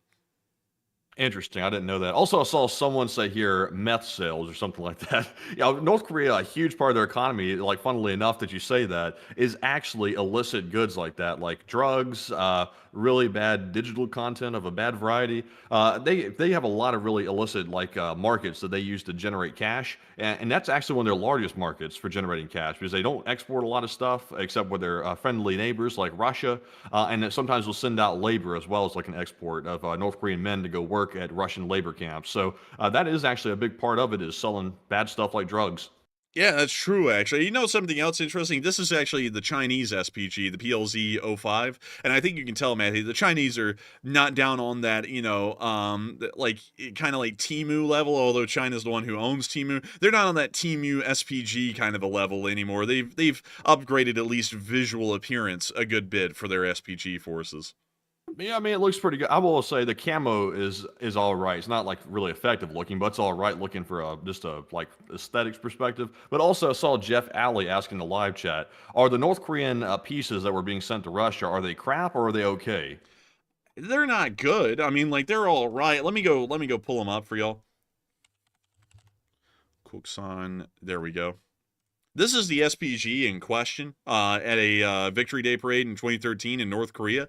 They're not really that good. They were put into service in 1978, and we have seen these things used in the Iran-Iraq War as well as the Gulf War of 1991, and they generally perform poorly. Their accuracy is somewhat low. They do not really have any kind of advanced system. Well, here you go. Here's a great example of it. Here's a Marine recovery vehicle dragging one of these away out of Iraq in 2008 that was sitting around as rubble. But they are not good. Like, I'll try and just list some of the comparisons in between, say, a somewhat similar looking system. So let's take the Coxon, and then let's take the French Caesar SPG. So let's see here. Caesar SPG. There we go. So this is the Caesar SPG, probably what would visually look very similar to many when talking about these kinds of tracked SPGs with an exposed kind of a gun on the back. The Kokusan SPGs do not have a ballistics computer, meaning that all artillery fire order tabulations must be done by hand. They are not done automatically by a computer, which means that there could be a human margin of error where the gun is less accurate. Another thing as well is that the loading system is not automated. This artillery piece requires hand loading. The French Caesar SPG does not require hand loading. It actually has an artillery autoloader, which greatly increases artillery efficiency, especially over a duration of a salvo, as the Kokusan SPG will decrease in efficiency as the loaders are having to keep up with a high pace of action, and of course exhaustion begins to set in, meaning that the reload rate isn't really that great. The accuracy, of course, will be subject to human error, and not only that, the vehicle's mobility is also a little bit questionable as well, as we do understand that nowadays a lot of countries are beginning to move towards wheeled SPGs like the Caesar SPG. The North Koreans are still using tracked SPGs, which can run into some considerable issues with mobility, considering that in the modern world, it's not necessarily the all-terrain mobility that is really highly suitable. It's really more so the absolute speed that one is able to get over a paved road. The Caesar SPG is much better at the shoot and scoot capability than the Kokusan for these reasons, because a tracked vehicle simply, for the large part, there are some exceptions, cannot really reach the top speeds of a wheeled vehicle. So for this reason, the Caesar SPG, after firing, is able to get out of the area, just in case there's counter battery, far quicker than the Kokusan ever could, meaning that the attrition rate is going to be lower for that reason. In general, the Kokusan just isn't that good. This is a yesteryear's kind of artillery piece. It is really, to be entirely honest, let me go get the 2S7 Peon. It is quite honestly just the North Korean equivalent of the Peon, which has been used by the Russians and the Ukrainians over the course of the war. But as the war has progressed, we've seen that both sides have largely phased these out of service as they've practically entered obsolescence at this point. So the North Korean Kokusan is not expected to be a good SPG by most standards. Interesting. I didn't think it was, honestly, because of course it's equipment from North Korea, so it's not expected to be, great. I guess it's better than nothing. Like the Russians are taking, like you said, so much heavy losses. They need to replace it with something. And of course, a gun is better than no gun, but it's not like, top-notch equipment or something by any means. Yeah, I would certainly say so there. But moving on from that, it is time for us to get on back into the area of Eastern Europe and also Ukraine because we have loads of news to cover in this direction. But before we get to that, we do have to consider that there are many questions that have been thrown in tonight in the live chat. So what do we got, Matthew? All right, so jumping into our first super chat of the night, we got a massive $200 donation Dang! from a first-time super chatter. That is, it's Jonathan Asquith, Holy and thank you very moly! much, Jonathan, for the massive support, first time ever on the stream, and thank you very much for choosing to support the channel and helping to keep us running. Because since you're new, we have to say this because we have to remind everybody it is largely the super chats that keep us running on the live stream. So of course, the generosity means a ton because it literally helps keep the lights on and the coffee brewing, like we always say. But Jonathan said, "Love the channel. Keep it up and put this money to good work and LSA." And I got to thank you for the massive support, Jonathan Asquith. And I got to greatly thank you for helping this channel to keep on running with your first super chat ever. And that is one hell of a super chat right there to be the first one. And I got to thank you massively for that. Thank you for loving the channel. We put in a lot of work and effort onto this thing. And I hope that our research and the amount of quality and pride that we put into this really has shown through in the past few days, because we've gotten things right that not even multi-million-dollar news channels can get correct. So I'm very happy to know that folks like you are loving this channel, and I'm glad to know that their work ethic and quality is really shining through these days, really compared to any other source, because we put a lot of faith and credit into our news reporting and making sure that it is as factual as possible. And we are going to be keeping it up. If anything, how badly news has been doing these days is really encouraging us to keep this up, because we are understanding that we're really the only factual voice in news that's out there at this point. There's very few others that I can think of off the top of my head. And I got to say that we are greatly appreciative of everyone being here tonight. We've had at least over 10,000 people here the entirety of the night that we've been covering this news. And it's just incredible to think that so many people are here watching the stream. And I love to know that we've been able to make ourselves that forefront voice in news and let everyone know what we're really about, what kind of news we report on, and how accurate it really is in the end, because we do not have the inherent kind of political bias that most other people have or most organizations have when trying to cover the news. And of course, we will put the money to good work. We already are, crazily enough, I want to share this with y'all. We are really, I'm actually kind of proud of this. Our next documentaries are coming out soon. Many of y'all saw Matthew's documentary that came out a little while ago, and these documentaries actually have a proper budget. So we are actually going to be putting in a bit more effort into the visuals, as well as the script writing and everything else that goes into those documentaries, so that way when those news stories come out, or more so documentaries on current news events, they will be far better than they even were in the first iteration. So that money will be going to good work here very soon. And I got to thank you massively for the support, because folks like you do not have to support the channel, but nevertheless y'all do. And y'all's support is one of the most critical and important things to making sure that one of the most factual voices in news in the United States at this point is able to keep running and able to keep talking day in and day out. That is the collective voice of me and Enforcer Matt coming out on this channel. And if it wasn't for folks like y'all, we wouldn't be able to simply just keep our lights on here at home and be able to pay our bills, so that way we can keep doing this as a full-time job every day, and to make sure to get y'all the real news of what's coming out, and not all of that regurgitated crap, and also flat out lies to come out from multiple other places. And really quickly, Matthew, I want to check this, because I know that there's a lot of very political people out here on YouTube, and I'm wanting to see if they also reported the fake story as well and just ran with it. Let's see. Interesting. Looks as though actually. Go ahead. What were you gonna say? It looks as though, actually, interesting enough, one channel I thought was really going to be going for that and leaning into it didn't really appear to lean into it that much. I'm actually kind of shocked by that.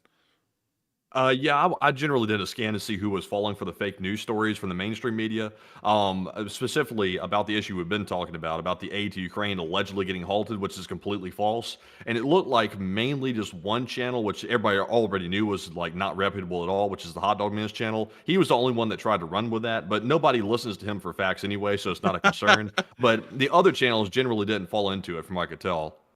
Yeah, luckily, it doesn't really look like at least the one I just checked on did. So that was great to see that they actually did their job, and didn't, sit around and just twiddle their thumbs. But beyond that, I got to thank you so much for the support once again, AskWig, and helping this channel to keep on running, because if it was not for folks like you, we wouldn't be able to say, long live the Lee Spring Army, and the Lee Spring Army will never die, and be able to see the 4th year of this channel reporting news, which is coming up a lot sooner than later. It's really only a month away at this point. But with that, thank you so much once again. I hope that does address that incredibly well. And with that, it is time for us to move on to the next one. But a massive thanks once again. And Matthew, what do we got? All right. And also, like the Enforcer said, by the way, folks, just a big heads up. We have some massive video projects coming up. We just got them placing some service orders today for actually getting the video put together. So it's going to be a hell of a video. Like the next 2 that are coming out. My video is already 50% done pretty much. And also the Enforcers is as well. So they'll be coming out with within a week or 2. Both of them actually. So big ones coming up. Be sure to watch out for those. But we are jumping on to our next super chat here. This one goes to Lord Cog, who puts in a $100 donation. And thank you very much, Lord Cog, for also that extremely generous support. And it doesn't say as your first ever super chat. I think it could be, maybe. I don't know if YouTube's glitching on that, but thank you very much for that support and helping to keep us running. They said thank you for what y'all do. And I got to thank you so much for the massive support, Lord Cog. And did I just hear a y'all in that super chat? Are you from the South, my boy?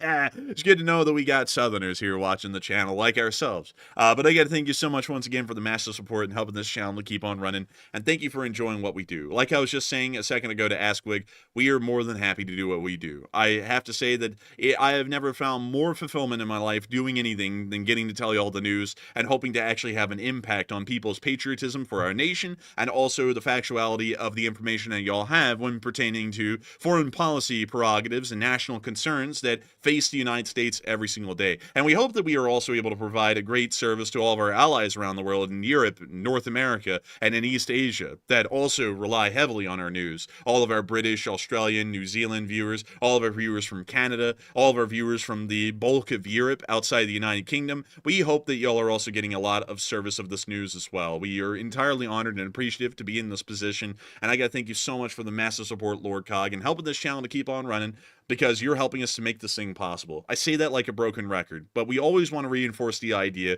and really get it across that it's not some sort of a magical, cryptic force that keeps this channel running behind the scenes. It's actually the support given directly by y'all, the viewers, the folks who don't have to support, but nevertheless have gone out of their way for 1,067 days without us having to request it to support this channel. Y'all are the ones who make this thing possible every day. Y'all are practically the front line of our news reporting, because if we weren't able to pay our bills and be able to eat, we wouldn't be able to be here and running this show. We would have to be doing another job. And so I got to thank you massively for that, Lord Cog, because once again, it is folks like you who help to make this thing possible and help us to keep it running. And also, a big hello to a Texan. I actually saw that in the live chat a little while ago, you said you are from Texas. A big hello to the biggest state here in the southern United States, and the richest state in the South as well. Pretty cool, actually, that you're from Texas. Texas is insane. Like, Texas is insanely huge. May as well be half of the South at this point, especially in population figure as well. But still, thank you so much once again. I hope that does address that incredibly well, because if it wasn't for folks like you, we wouldn't be able to keep this channel running and make this thing possible. And so, let's see here. I'm seeing some people, let's see. Some people are talking about all kinds of stuff, about rainfall and all that kind of stuff. Very interesting kind of a deal. But nevertheless, thank you so much once again. And we are on to the last question of the segment, and then we're going to be moving on into the remainder of our news. All right, so the last one of our super chat segment here is going to go to Charles Hazlitt, who puts in a $50 donation. Thank you very much, Charles, for that support, and also being a longtime channel legend. He said, "You are on target again, and great work." And thank you so much for saying that we're on target again and doing great work. We've gotten a lot of praise tonight. Practically every single super chat has just been praise of the channel. And I got to thank everyone so much for that tonight. I got to especially thank you, Charles Hazlitt, because you were an old guard and a channel legend without a doubt at this point. And I got to thank you so much for saying that we've been dead on the nail. It's crazy to think that we can beat out really every company that's been doing this for decades, legacy media companies that are supposed to get everything right, and they're getting everything wrong these days. Quite literally everything. That honestly sounds, and you know what's crazy is that sounds right there like something that Fox News would say. And here's something I always point out about that. Fox News, by the ratings, is the mainstream. Like, they beat out CNN in the ratings by a factor of 4 in terms of viewership. So I don't really know why in the world they're always saying, oh, look at the mainstream. It's like, you are the mainstream. It's like all of these other people are just, shadows of the mainstream. It's a little bit crazy how they try and pretend like they're like, well, Fox tries to rebrand itself like it's not mainstream news, and it's as wrong as infactual as every other piece. CNN and Fox reported that story that we were talking about earlier today, along with every other company. CBS, ABC, MSNBC, they all reported it, and they all got it wrong. And we were right. And I mean, we had people coming here last night. We actually had people who cussed us out because we said that was not the case. And they said we were idiots and stupid because the mainstream news is never wrong. And if anyone's wrong, it's us. And I was like, that is just crazy. So I think like 3 or 4 longtime channel viewers got banned last night because they cussed us out over it. And come today, they probably found out that they were wrong, or they're probably living in denial because they don't want to admit that they were wrong. But still, I got to say a huge thanks to you so much once again, Charles Hazlitt, for the support and helping this channel to keep on running, because if it wasn't for folks like you, we wouldn't be able to keep this thing running and keep it rolling. And so with that, it's time for us to move on into the remainder of the news. And we were able to hear within Eastern Europe today that Donald Tusk, sounds a little similar to someone else, told the Hungarian President Viktor Orban that if he blocks EU sanctions, there's going to be consequences. He didn't list what kind of consequences, but he did state this: if Orban truly blocks sanctions at this critical moment in the war, it'll be clear he is playing for Putin's team, not ours, along with all the consequences that will follow. And so it appears that the Polish have now directly threatened the Hungarians, and it looks like they're threatening them that they might go Hungary. And speaking of Hungary, it appears that the Serbians are really hungry for some Russian love. They've stated that I will not impose sanctions on Russia or other friendly countries. And the Serbian president said that he will soon speak with Putin to address U.S. sanctions on Serbia's oil industry. Incredibly unfortunate. Oh, no. It's unfortunate for him. Also, why the long face like that? Why the long face? But, seriously speaking, though, when a country says they're not going to impose sanctions on Russia or other friendly countries, that's a bad way to align yourself, honestly. Like, that's really setting yourself up for failure in that country. I'm not going to lie, dude. I just got one big question. Why does this guy look like Chud Jack? Who's that? Let me go see if I can find him. Here we go. Chud Jack. I don't know what that is, man, but it looks like a sketch of him. Yeah, it does. This is some meme thing. It's kind of like it's like the soy jack or whatever. It's a different kind, but it's called the Chud Jack, and he looks just like it. When I saw that, I was like, dude, the Chud Jack is running Serbia. It's like, that's crazy right there. Yeah, it really kind of does look like that. Also, by the way, what is up with Serbia? Like, are they staying Russian aligned? Are they getting more Russian aligned? What's up with them? It's like, I really can't make heads or tails of it. They're always Russian aligned. They've always been Russian aligned. Serbia's been Russian aligned since before World War I. There's like a whole historical thing that goes on with that, where they end up getting connected to each other. It's a whole thing to explain. It has to do with the Turks, but beyond that, basically, they have always been allies. That's the best way to put it. So they're still trying to act like allies today. Interesting. Yeah, he's always making statements that seem to be sort of like taking snark jabs at the West. So, it seems to be the case. Yeah, it really does seem to be the case. But while he's trying to be friends with the Russians, it doesn't really seem like many other people are trying. Because we did get to hear that there was some sort of a loud explosion, some smoke scene in Belgrade. They said that this was Lavrov doing his disappearing act. And we can see the smoke rising right there. Oh, that man Houdini, I didn't even see him in the first place. Calling a drone strike. It's like... Oh, man, they blurred everything out. That's a shame. I can't tell what's behind the blur. Man, what a shame. What a shame indeed. But moving on into our location unknowns, we were able to see a Buke being rebuked today. We're going to be muting that, but we can see the SBS logo pop up right there. And there it is, the Buke M3. Right down there. It's right down there at the bottom of the screen. It's got that little bright look to it. That bright color. The infrared's picking up the heat signature of it. And it looks like it's gotten real heated down there. It's showing up bright on those thermals. Oh my goodness. It's a Buke M3.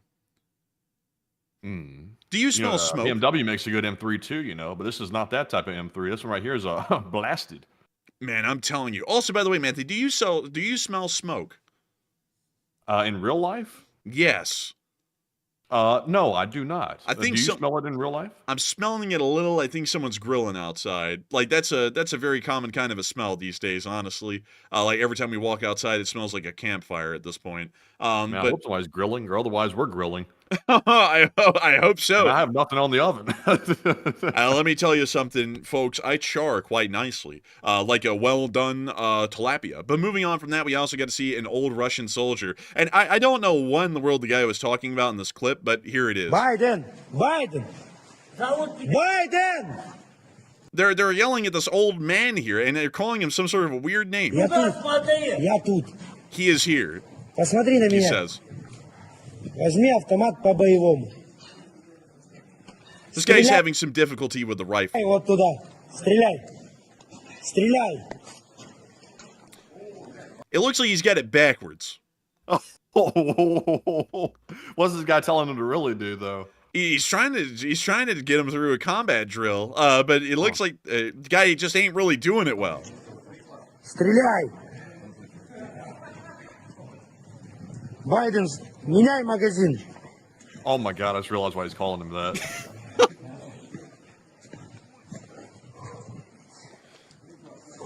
Сколько ты дней уже здесь занимаешься? He told him to change the magazine. He's actually actively trying to remove the dust cover off of the top of the AK. Байден, сколько дней занимаешься? He's been training for 2 days.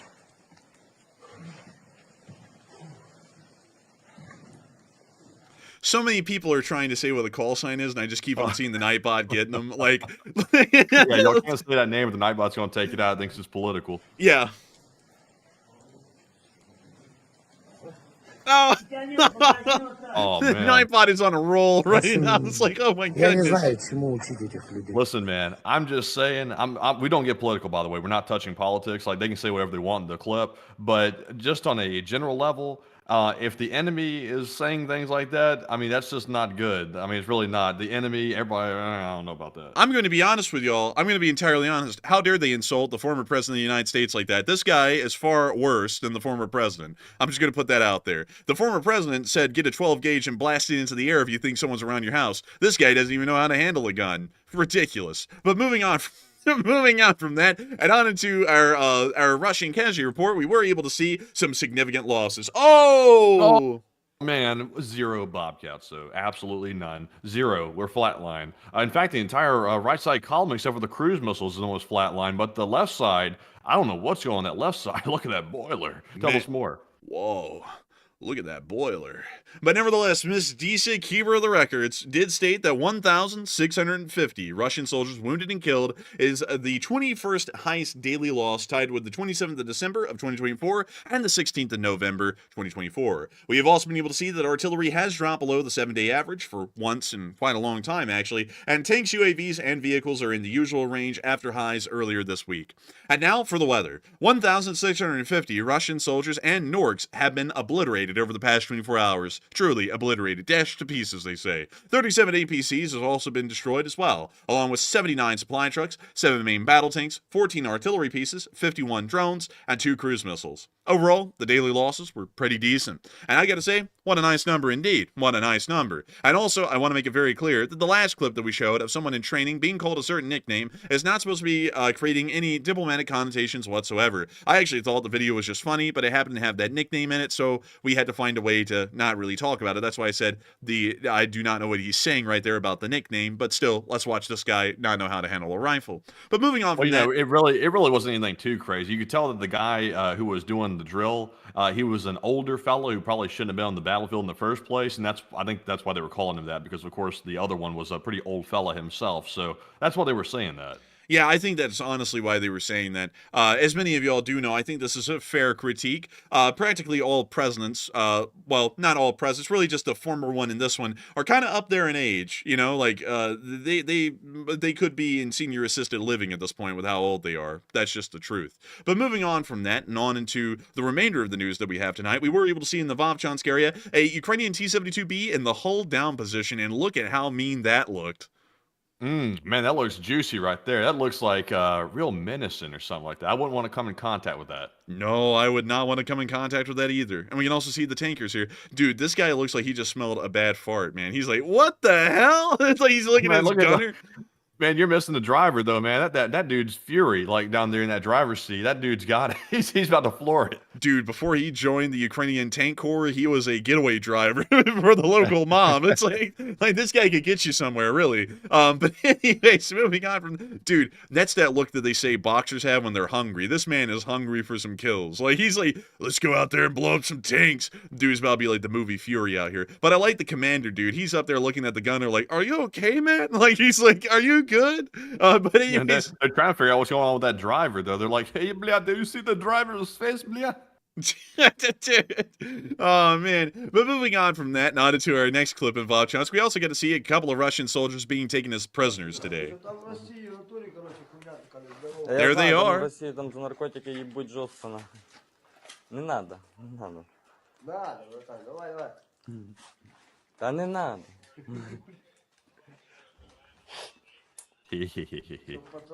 Also, someone asked, did you see the big military parade in Washington today? Very impressive. Only reason I'm bringing it up is because I didn't, and now I'm going to be interested in seeing it. So I'll have to go and check that out after the stream. Oh! He just did an Elon. No, did you see that? Wait, let's see that again. Let's see it. I didn't get to see it the first time. Передавай. Look, he did it. Yes. What they call that? They call that a Roman salute or something? I think it's something like that. You know, an ancient Roman salute has absolutely no connotations with a certain German government in the 1930s to 40s. That'd be ridiculous. This is a lot more peaceful than the Russians taking Ukrainian prisoners. I've seen some war crimes being committed recently by them, but it looks like the Ukrainians are treating them with some respect. About all they deserve, really. Yeah.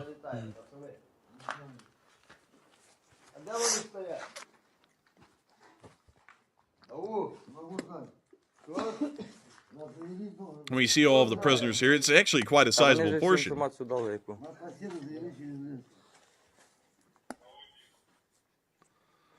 Вас тут вообще дохуище, да? Да. Ну ничего, не вы первые, не вы последние. Да. I guess they're letting them take a little rest. You know, the Russians have had a long day. They're letting them have a nap on the floor. Face down, face down. I'm telling you, man. Да. Oh, man. Let's see. I see some people saying some things like bullshit. Look, man, someone said no, he threw up a peace sign right afterwards. Like, okay, I gotta ask, I gotta beg of this. So you can do anything after a Sieg Heil, and that cancels out the Sieg Heil, right? So okay. So when I run for a political office, so basically I can go around Sieg Heiling everywhere as long as I throw up a peace sign. Come on, y'all. Let's have some honesty here. That was not a good sign. No, don't do anything with those symbols at all, man. Those symbols are terrible. Yeah, it's terrible. Like, you know, it's like that's the point I'm trying to make. That's not an innocent thing right there. That wasn't really a good look. But moving on from that now, the Vovchansk area, it is time for us to move on up into the northeastern area of Kupiansk. And we were able to see near Drovchina some shells being handled near the front line. Take a look at these pictures. Here's a load of them, 155 millimeter shells. And we were also able to see a whole load of the fuses, just in a box. They keep them like that until they actually screw them into the top of the shells. And you can see that these shells actually have the fuses screwed in. You usually screw them in right before you're about to start firing them. You generally don't want to keep those on for a lot because issues could happen. Not really a great thing. But moving on from that now, the northeastern front, it's time for us to move on down towards Turetsk, where we were able to see some Brazilians in action down here in this area. We're going to have to be muting the clip, but we can see him hitting that Zen. Oh, oh my God.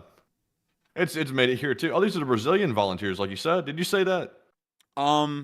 Yes. Oh, okay, I missed it. Also, someone just said, "Oh, you don't put your hand up to your heart." Yes, you do. Like go look at old clips. You do.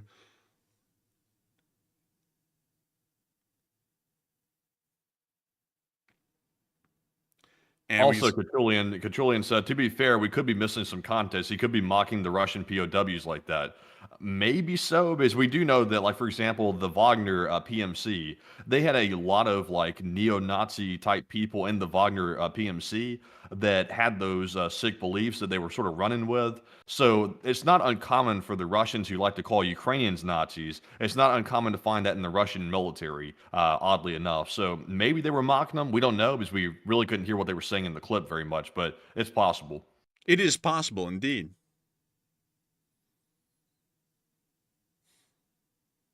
And we now see them here firing out the window. The Brazilian volunteers are in Touretsk as they face down the Russians in a gunfight.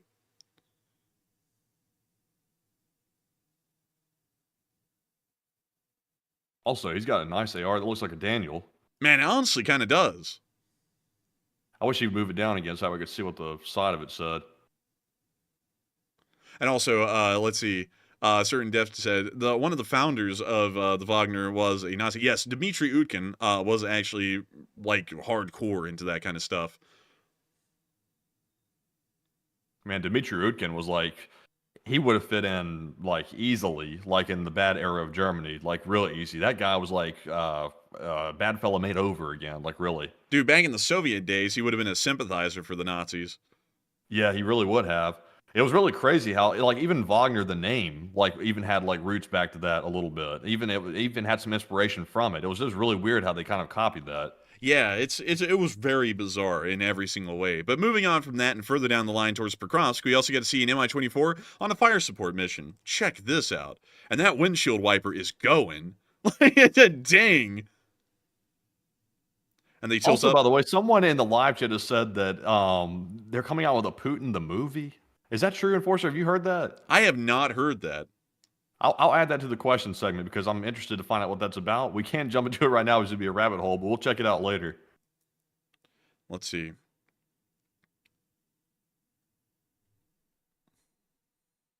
And that's the end of that clip right there. And moving on from that and on into our next clip, further on down into the area of Novokakovka, we also got to see some Ukrainians riding a boat. Also, by the way, I forgot to mention this. We did see that the Russians did push today into Velika Novosilka in a smaller push. It appears that they control about half of the village at this point. The Russians are making advances in that area, but once again, at high losses and slow gains on a daily basis. But moving on from that and on into the area of Novokakovka, we were able to see the Ukrainians riding a boat. And check this out. Вот такая вечеринка!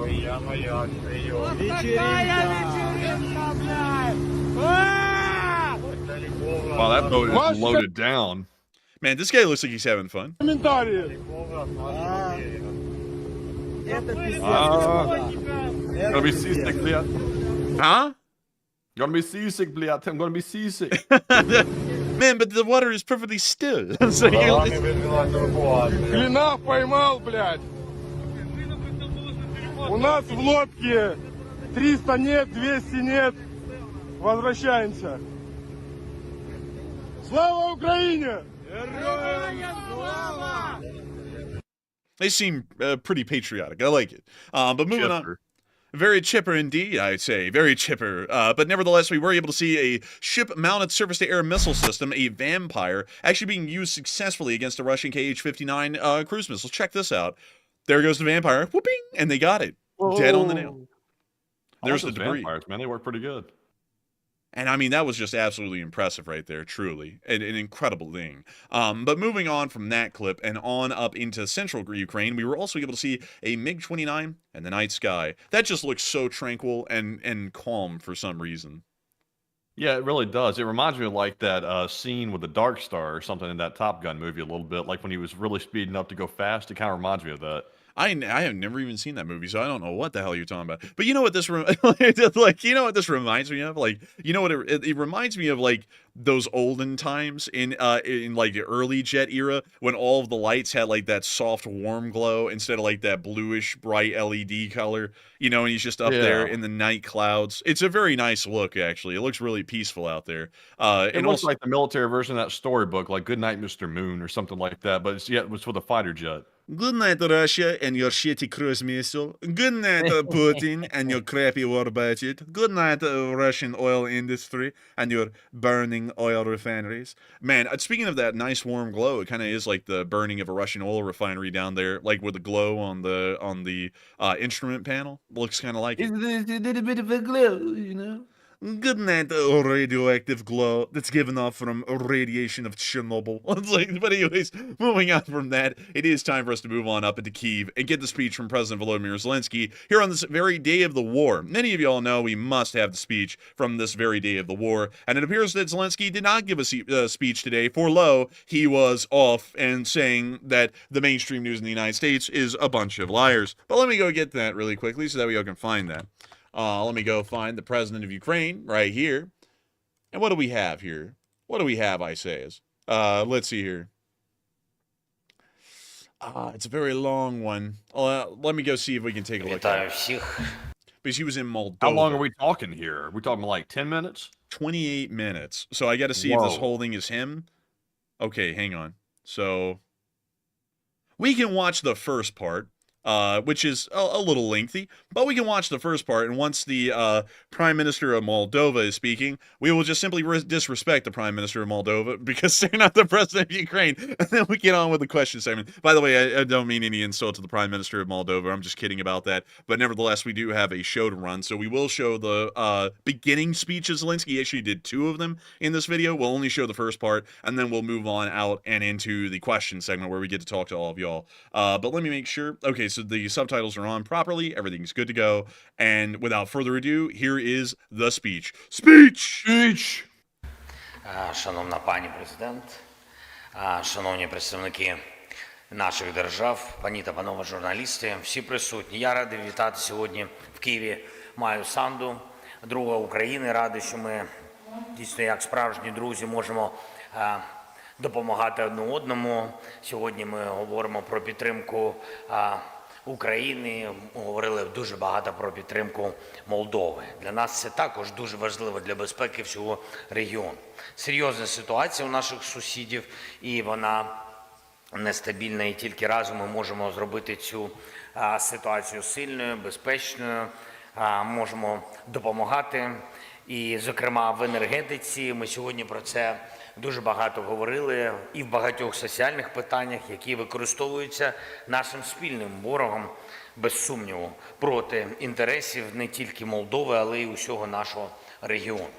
Сьогодні ми говорили саме про це, про взаємну нашу підтримку, про нашу спільну роботу, про спільні рішення, які можуть допомогти нашим людям, українцям, громадянам Молдови, всім нашим громадянам. Перше – це безпека. Я вдячний Молдові за незмінну і принципову підтримку нашої територіальної цілісності, суверенітету, незалежності України. А Україна і Молдова мають саме такі відносини, які повинні бути між європейськими державами, між добрими сусідами. І ми в Україні це дуже цінуємо. Дякую вам, пані президент. І будемо і надалі з Молдовою координуватися в питаннях безпеки і нашої інтеграції в Європейський Союз. Друге – це енергетика. Ситуація зараз надзвичайно складна в регіоні, не тільки через російські обстріли української енергетичної інфраструктури. Молдова проходить через абсолютно штучну енергетичну кризу, яку створила Москва заради негативного впливу на незалежність Молдови, на результат парламентських виборів в Молдові. І це класична схема Москви. Вони створюють проблеми нормальній демократичній владі в країні, щоб привести до влади, безумовно, своїх людей, своїх агентів. І ми це неодноразово бачили в Україні, ми це бачили в інших країнах Європи. Енергоресурси – це саме така російська зброя, щоб впливати на політику інших країн через кризи. Передусім, кризи на ціни. І зараз Росія тримає в заручниках, можна сказати, все Придністров'я, Придністровський регіон Молдови. І вона спровокувала стрибок цін на електрику в більшій частині Молдови. І ми всі це бачимо. І це не просто можна і треба вирішити. Цього взагалі не було б, якби Москві не хотілося б вплинути на вибори в Молдові. Україна пропонує Молдові разом виправити цю ситуацію. І ми завжди давали електрику Молдові, коли самі мали профіцит в енергомережі. І ми завдяки передусім нашій атомній генерації, коли ми фізично мали надлишок, чи маємо надлишок виробництва електрики. А якби росіяни не завдавали ударів по нашій енергосистемі, ми взагалі забезпечили електрикою весь регіон. Готові також допомогти вугіллям. Ми про це сьогодні говорили в Молдові та конкретно електростанції на лівому березі Дністра. Ця електростанція здатна забезпечити електрикою і не лише всю Молдову, але й значною мірою наш регіон. І причому питання ціни на вугілля для виправлення ситуації взагалі не стоїть. Ми готові розглянути різні варіанти, дати, якщо це потрібно, професійних людей, налагодити співпрацю. Головне, щоб всі, від кого залежить долі людей, перестали озиратись на Москву і реально допомогли простим людям. І ми з президенткою Майєю Сандою повністю розуміємо одне одного. І завдяки співпраці України та Молдови можна забезпечити всю Молдову електрикою і знизити ціну на електрику на всій території на 30% завдяки нашому вугіллю та нашому експорту. І у мене є лист, до речі, від пана Красносільського з Тирасполю. Лист, я вважаю, неконкретний. Такі ж листи вони відправили іншим, я знаю, іншим країнам. Я вважаю, якщо діячі в Тирасполі будуть надалі чекати милості з Москви замість того, щоб дати електрику людям, то їхні листи – це намагання перекласти відповідальність за страждання людей. Україна та Молдова разом можуть забезпечити енергетичну стабільність і нормальне виробництво електрики на 10 років вперед. Всі рішення ми обговорили і домовились доручити нашим командам негайно все це опрацювати. Відсутність криз в Молдові – це в тому числі і наша українська безпека. Більше того, я говорив, і сьогодні ми про це також говорили з президентом Сандом, я говорив з президентом Азербайджану Алієвим. Зараз на зустрічі в Давосі Азербайджан має обсяги газу, свого газу, і це дуже важливо, свого видобутку, які можуть бути експортовані в наш регіон і збільшити цей експорт вони можуть. Це стосується не тільки Молдови, але й таких країн, як Словаччина. І є газ, є маршрути постачання з Азербайджану. Головне, щоб була політична воля працювати для своїх людей, а не з Москвою на якусь тіньову кишеню, як це роблять деякі персонажі у Східній Європі. Третє, ми говорили про транспорт, про інфраструктуру. Важливо, що разом з Молдовою ми можемо забезпечити людей роботою. Ми можемо говорити про це більш ширше, про інфраструктурні проекти. У нас дуже хороші відносини, наші команди будуть зустрічатися і проговорювати ці майбутні проекти. Також у нас дуже хороші є відносини з нашими партнерами в регіоні, зокрема з Румунією. Ми маємо робити все можливе, щоб наш регіон і всі наші народи регіону могли жити дійсно нормальним, безпечним, стабільним життям без криз і, найголовніше, без ворожого втручання. Дякую за візит. Дуже радий вас бачити, Майя. Слава Україні! And Slava. Slava. And with that, that is the end of the speech from President Volodymyr Zelensky here on day 1067 of the news of the war in Ukraine and the news from around the world. But of course, we have loads and loads of information and questions to continue to talk about later on here in the stream, which is exactly right now. Of course, I have to thank everyone so far for watching tonight. It's been an absolute honor and a pleasure to have so many people here, including channel legends like Zyper Sniper, who just threw in a massive amount of support. A huge thanks for you for throwing that in, but it's a massive thing to have so many of y'all here watching the stream so far and getting through the news segment with us and hopefully enjoying the remainder of the stream that we have for all of y'all. And boy howdy, this is an incredibly fun one. We get to talk to y'all about quite literally anything and everything. And y'all know somehow, some way, we're going to throw in trains, steel making, and probably a couple of other smaller things, maybe space exploration into this, because that's usually what the question segments are at this point. But nevertheless, I do have to say a massive shout out to all 10.2 thousand people who were here at the peak, and also the 59,000 people, the 60,000 people actually, correction there, that have been watching so far. We, of course, are honored and privileged to be able to be y'all's primary source of news every single day. And we hope that y'all are very excited for our upcoming video projects, which will be coming out hopefully here in the very near future, most likely several weeks from now. Well, actually not several weeks. Matthew's was probably going to be coming out before mine will. Mine's actually a bit longer than his, and also due to running the stream, which is mentally taxing to the extreme to monologue for this long, and it's actually mentally exhausting to some extent towards the end. My work pace is a little bit slower, but nevertheless, it is going to be one hell of a question segment, that is for sure. And Matthew, please, I understand that we have a lot to talk about, so take it away.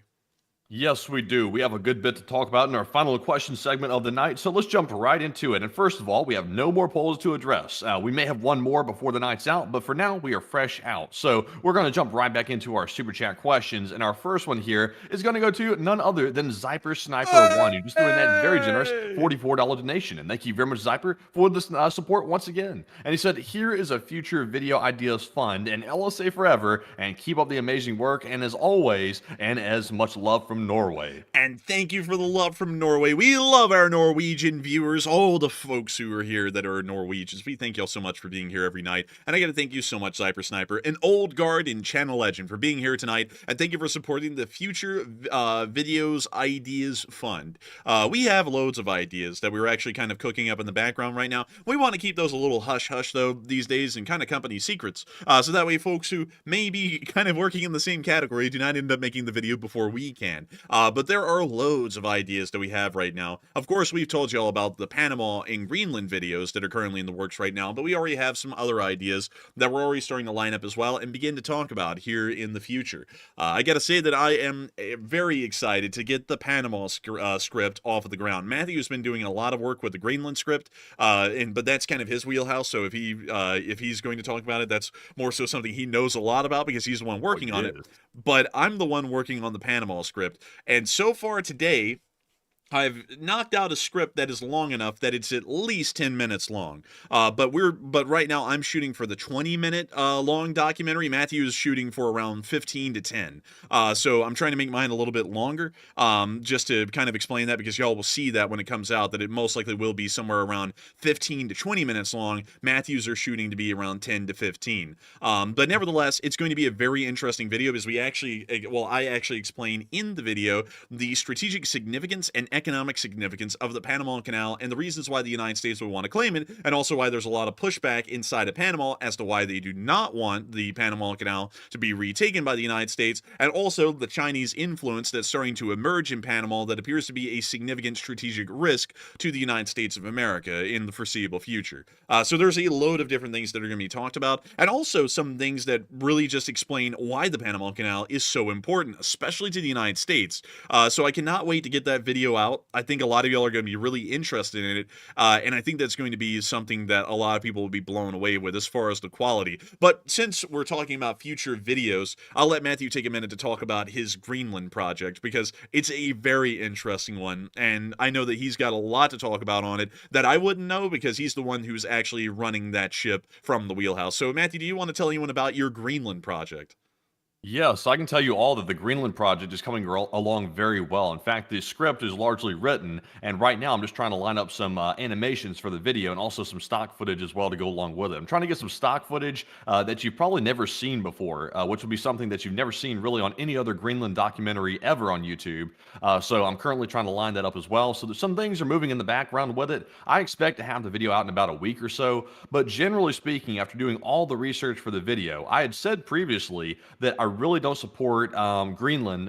Or let me take that back for a second. I don't support the U.S. Acquiring Greenland, but I will say I'm going to sort of stay neutral on it for now. But I'm starting to understand why the United States is suddenly creating an issue about that. There happens to be some issues with the Denmark's ability to actually protect the island. That's starting to become a bit of a problem. It sounds like the U.S. is telling them to ramp up investments in defense of the island, because if Russia were to invade it, they would basically have access to the current, I think it's called Patufik Air Base. It used to be called the Thule Air Base, but now it's called Patufik. And that's where we have all of our early radar detection systems, is right there in the north part of Greenland. So if Russia invaded that, it would be tremendously bad for U.S. national security, and they would basically leave a large part of NORAD blind to incoming missiles. So generally speaking, I'm starting to understand why the U.S. is moving in and starting to say that they might want to take Greenland because they need to ensure the security of the base. I'm not sure if that's the right answer, though, to necessarily just acquire Greenland or take it, but they should tell Denmark to basically up the security around it, because it sounds like that's a bit of an issue. But the video's going good so far. It's going to go pretty good. And we are just so excited. It's an amazing thing. It truly is incredible, and we cannot wait to get it out. I think Matthew's is going to be coming out before mine, most likely, because mine's a little bit longer, and on top of that, my work schedule in that field is a bit slower than Matthew's pace. So unfortunately, I will not be able to get mine out next. It will probably be second after Matthew's next documentary, but we cannot wait to get them out for y'all. Because like I was saying, they are incredibly fun to work on, because the amount of research that we get to do is a pretty good bit. But I also want to tell y'all this. I have had some people say things. I know people enjoy my style. There's also people who do not like it. So I've gone and changed it a little bit. There's a lot of information involved in my script, but it's not going to be the incredibly intricate and detailed kind of thing, like where I explain the kind of screws that are used in a Connex box. Like, it's not going to be that kind of detail, but it's still going to be the more important details and the more important overview. Of course, kind of skipping over some of the nitty-gritty details that we get into involved. So hopefully it'll be interesting enough, well informed enough that it'll maybe tell some people some new stuff that they didn't know, but also not too informed that it's missing the forest for the trees and a lot of people get bored. So that hopefully that will be Also, Enforcer, one other thing I forgot to mention a second ago when I was talking about my Greenland video real quick, just before I forget it.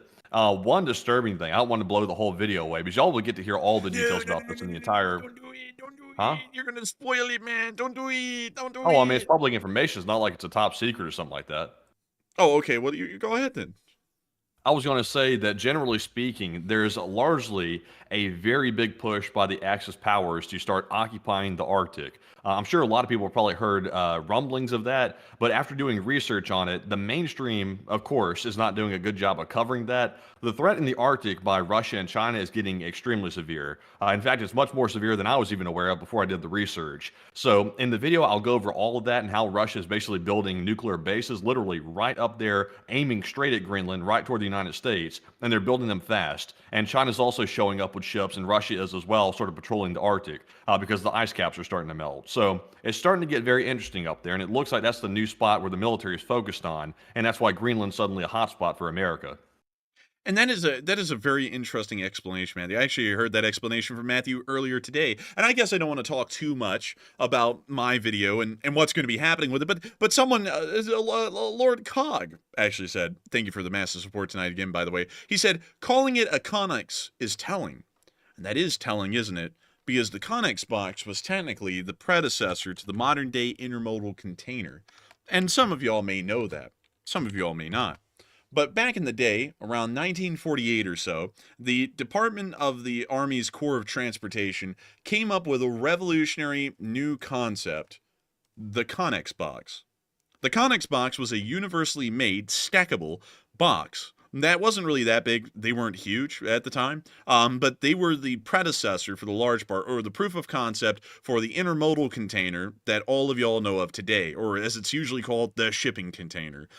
These things were incredibly interesting, modular, and the Army produced around 250,000 of these things before 1965. They were everywhere in the Army, and they became the Army's primary mode of transport for the large part that they would use to get cargo and equipment from place to place. Not only that, they were easy to move around. You could load them onto ships, you could load them off of ships and onto trains, and then you could load them onto trucks. So you didn't have to unload and move the cargo from vehicle to vehicle each time it was transferring. You just simply picked up the whole box, threw it onto something else, and you saved a load of time, and it was much more efficient. That later evolved into the intermodal container. And let me go get the intermodal container. So many of y'all will know that. They're everywhere. I mean, everyone in the world has seen an intermodal container at this point, and these are the evolution of the Connex box in a large part. Of course, civilian investors around 1955 or so saw the Connex box and what it was doing for the military, and they said, that is so cool, we could do that for the entire economy. So they started to evolve over time into the intermodal container of today, and this is the ISO standard intermodal container. This is the one that is used practically around the world at this point. 80% of all shipping containers are ISO standard containers like these. And what is interesting about this is that the container has allowed for the economic bottleneck that used to exist logistically to be overcome with having to offload and, unload and load cargo from vehicle to vehicle. It's completely removed that for the large part. It has changed the way railroads in the United States has worked, it's changed the way trucking has worked in the United States, and it's changed the way that shipping has worked in the United States over the seas. And this is something that is very important because, crazily enough, shipping containers make up a large part, at least as far as economic activity, of the entirety of the United States economy. As a matter of fact, railroads these days see that around 40% of all of their traffic in the United States is intermodal containers. And so what's even crazier than that is that 40% of all intermodal containers in the United States every year pass through the Panama Canal. So 40% of all economic activity that happens inside of the United States through those intermodal containers or is transported through those intermodal containers at some point will pass through the waters of the Panama Canal from one side to the other or vice versa. So that is actually something that I did not know when I was doing my research today, is that the Panama Canal as kind of a strategic infrastructure system is economically an artery for the United States of America on an annual basis. So pretty cool stuff. So with that, I hope that shares a little bit of a tidbit with y'all, somewhat well, on what that video might include. But there's going to be a lot more involved in it than just that alone. But still, I hope that does address that somewhat well. And with that, it is time for us to move on to the next one. But a huge thanks to you so much once again, Sniper, for the support. And a huge love to Norway once again, another integral part of the Lee Spring Army. And with that, we are on to the next one. All right, and our next one here also goes to Sniper1 yet again, who puts in a 20 this time, and huge shout to you, Zyper, for the second very generous support of the night. And he said, coffee fund for the enforcers, and long live the Western world, and may the good always prevail over the evil. And also, question to the chat, please. And thank you so much for the support, and long live the Lee Spring Army, and good will always prevail over evil, Sniper, always and forevermore. And, of course, we will make sure to get one from the live chat, but a huge thanks to you so much once again for support, and thank you for supporting the coffee fund. I actually didn't drink as much coffee tonight as I did normally, but for some reason, I feel a lot more energetic. I believe I may have been, drinking so much caffeine that I may have been overhyping myself before the show and then causing a crash, maybe. I don't know. But still, I thank you so much once again for support, and we will make sure to grab. You know what, Matthew? It just hit me. We had a coffee in the midday, too. Yeah, that coffee there was actually, it's kept me going all day, actually. I haven't had a coffee right now either. That was a good coffee, actually. Man, it was actually bussin' unequivocally, but nevertheless, I sound like an addict or something like that. I'm like, yeah, that's a good coffee, man. I like that coffee, dude. As you just hear like a sniffing sound, it's just a wait. That's Hot Dog Man's channel. Oh man.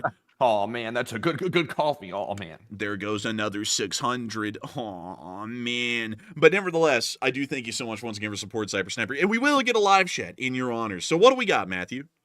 All right, so the live chat question in honor of Sniper1 is gonna go to Parth, and they said, could you please take a look at the poster for the Putin movie? The Putin movie. Yeah, the Putin movie. I got to this one again. So let's check it out. Let's see what this is. Oh my goodness. This has got to be fake. Hold up. So I don't know which one's real. This one's fake. This one is real. Hang on. Hold up. I gotta see if it is real. Hang on, let me go see. Oh, I mean, they're all real. Hold up, there's no way. So yeah, these are all real ads. I'm not gonna show the ads, but I am gonna show the posters. Apparently this is it. Who's the actor for Putin, by the way? Looks like Putin. Oh my God! Look at that one over there, the trailer picture. You see that one down there, in the bottom left corner? Yeah, this one. Yeah, what the hell, man? It looks like he's wearing. Oh my God, man! Like I don't know. Like this is honestly creepy as hell. Like this looks weird. Looks like a deep fake, honestly. Yeah, it looks like he's wearing like a bodysuit and a face mask. But you know something, man? In this picture, it says Putin, but it has a backwards N, which is actually a letter in Cyrillic, and that letter stands for the letter I. So this actually doesn't say Putin, it says Puti. Oh man. Man. It says a work of fiction based on fact. I don't know how I feel about this one. I don't know what the budget for it is or something. It looks low budget. I heard that there was going to be a key actor, Steven Seagal. Oh my God, man, Steven Seagal. I heard Steven Seagal was showing up and apparently being the cause of some people getting some bad treatment by the Russians these days. I've heard. I heard you're not man enough. Smack his balls or something like that. It's like, dude, come on, man. It's like you eat endless deviled eggs, dude. Don't sit there and diss on people. Come on, really, man? Like the Aikido master telling people they're not man enough. It's like, come on. This guy's a traitor to the nation. Like, really, at this point. It's like, come on, not man enough? You can't even stick with one country. Be real, man. Come on. But anyways, with that, I hope that does address that well. And also, it's so stupid how seriously they treat Steven Seagal in Russia, man. It really is. Like the title of this, Putin decorates U.S. actor Seagal with Friendship Award.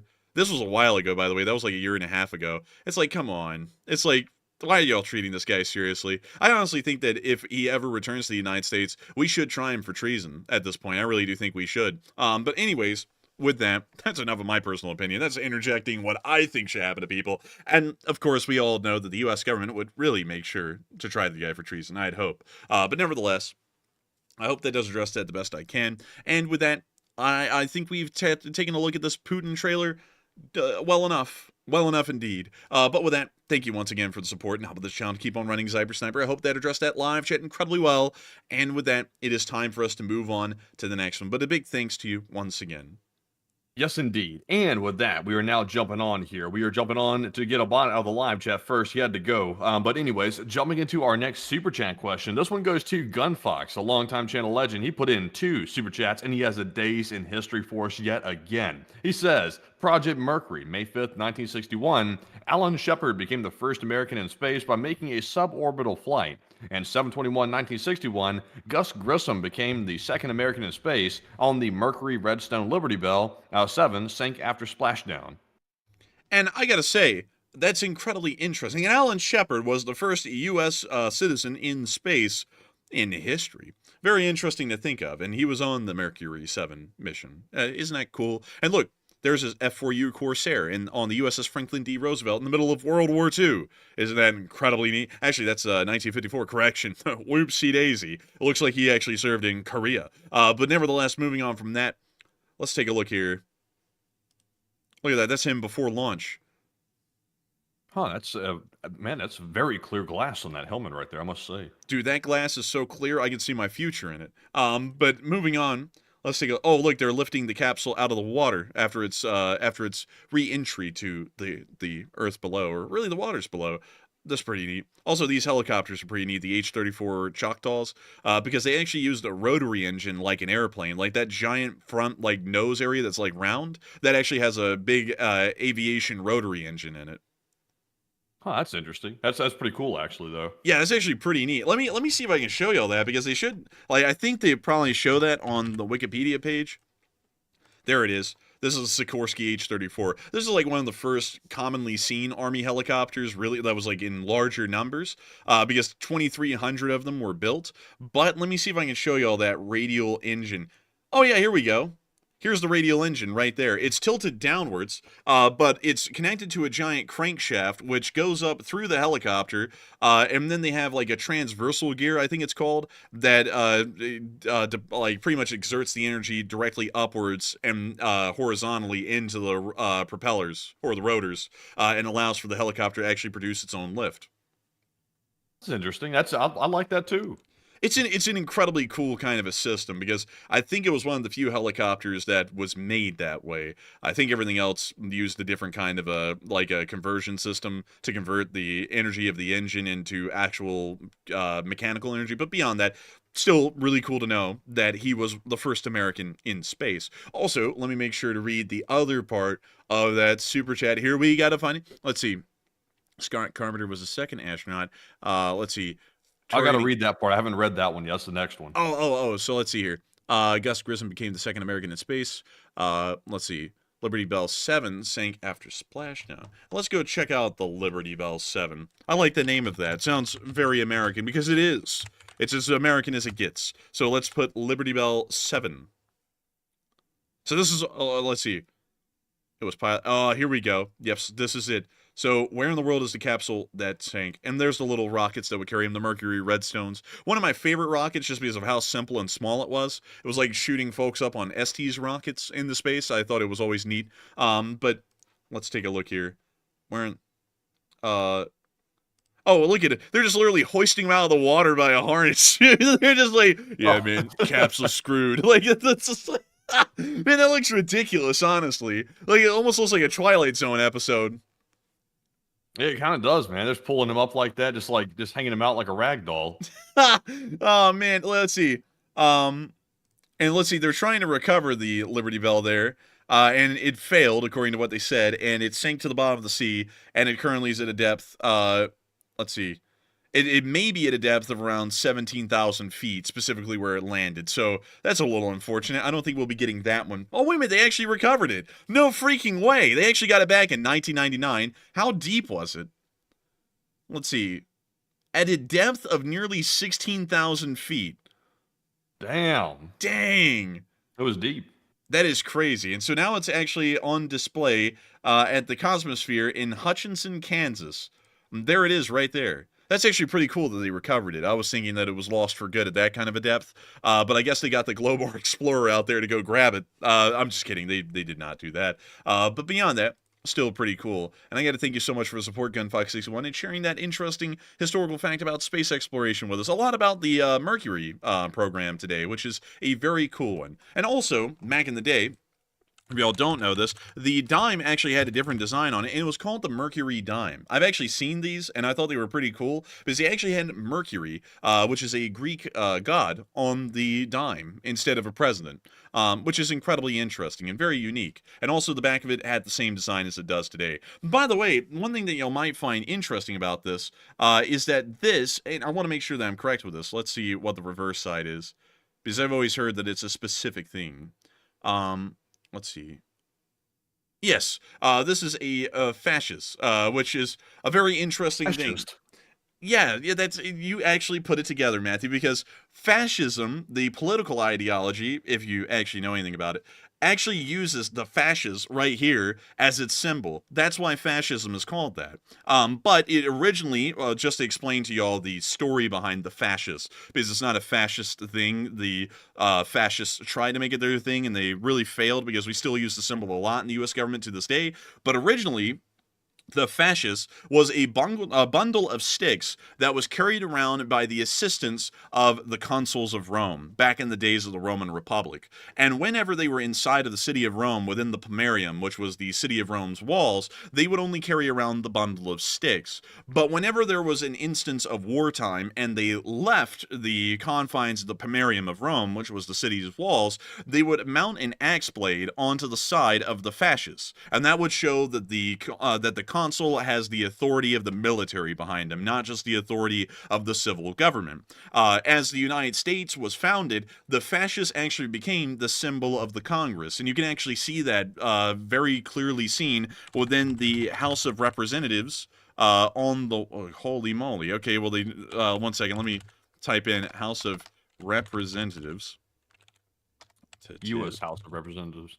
U.S. Yeah, let me just put, there we go.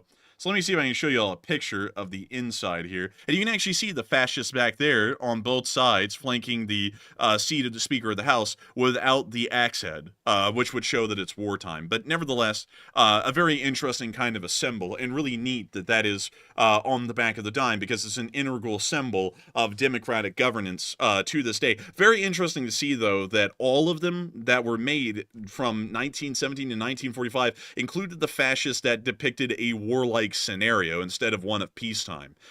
So that's actually kind of an interesting sort of a thing. But anyways, I hope that does address that well. And I also saw Monster Lab said, that bastard El Duce, which is Mussolini. Yeah, he did do that. But I say screw it. Like, this was our thing before he even tried to reinvent it. Like, the United States has been using this symbol in the government, especially for the Congress, for well before fascism ever existed. So I say to that one, screw that one. This is our symbol, and this is the symbol of the democratically elected government of the United States, the Congress. The office of the president is as well, but, you know, it's largely a symbol of the Congress. But anyways, with that, I hope that gives y'all a neat little fun fact there about the reverse side of the dime. So that way when y'all look at it, y'all can go, oh, hey, look, that's the fascist. That's pretty neat, because that's what it is. And most people don't know that. But anyways, with that, it is time for us to move on. Also, let me go show y'all the modern day US dime, because y'all actually see that it's still on there.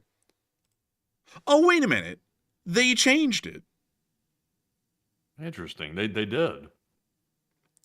The Torch of Liberty, I guess? I don't know. What is the bag side of this supposed to represent? Man, that Franklin D. Roosevelt side profile goes hard, though. The only thing we have to fear is fear itself, my boy. I'm not gonna lie, it's kind of got a side profile like me. Man, honestly, that's kind of like me. it's like, dude, poor fella. Dude, that little downward spiral, like the down towards the neck. Kind of like me. I'm not gonna lie. I do like myself some extra pasta lobster from time to time. But beyond that, what is the reverse side? Like, it doesn't explain that. Let's see. So it on the reverse, it has an olive branch, a torch, and an oak branch from left to right, respectively.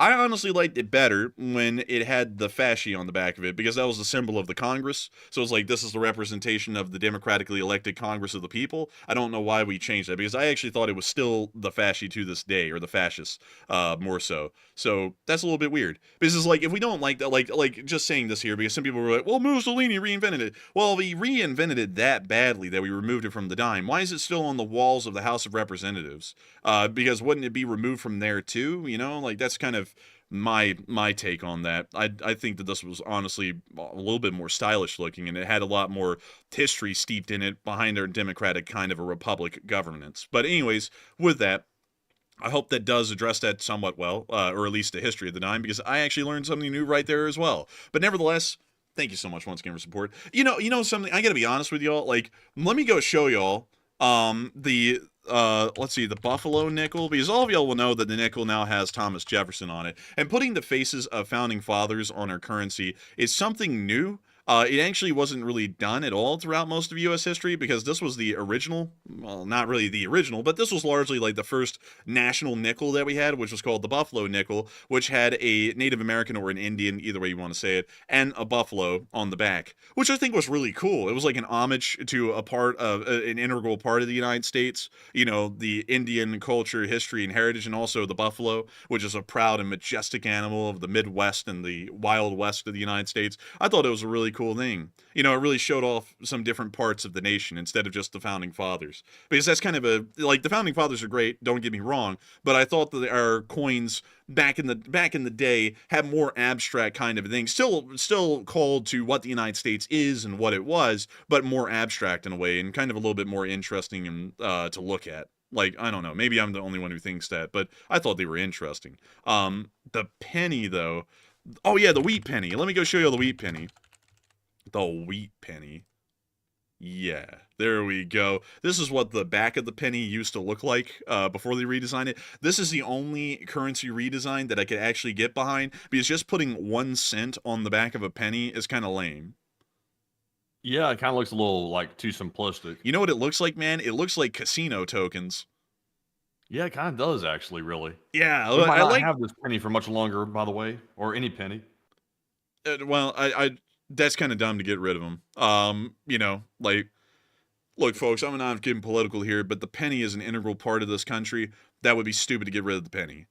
So I'm just saying that's dumb. But beyond that, I do like the wheat stalks, but I don't like the center design. I think it'd honestly be cool if they blended the two and they had the Lincoln Memorial in the middle and then the wheat stalks on the sides. I think that'd look really good. Yeah, I think it could look good. Yeah, yeah. Yeah, I think that looked pretty neat. We also had a older $1 coin. Let me go show that design to y'all. Because let's see here, the dollar coin. We want to find the dollar coin of the United States. Let me go show y'all what the original dollar coin used to look like, and that's the Morgan silver dollar, of course. Let's see here. The trade dollar. We want to find the Morgan dollars. Here we go. So this was one of the dollar coins. We've had a lot of different redesigns of this, but this is probably the best one in my opinion. Not because of the front. By the way, I like the front because it has Lady Liberty on it. You can actually see that she wears the crown laurel of liberty, and also the I forgot what this little French hat is called, but it's a very French symbol of liberty. Really cool one. But the back side of the coin is what I like. Boom! Look at that. That is as American looking as it gets for a coin.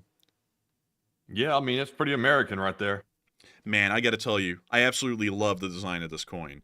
It's just great. I mean, it's a wonderful thing. I love this. I love the dollar coin. The 50-cent coin, which isn't really. You know what? We'll go show the U.S. quarter because the half dollar and the dollar really aren't used anymore. So let's go show the older version of the quarter. So this is one of the older versions of the quarter. This one was actually pretty cool. Like I like the eagle on the back.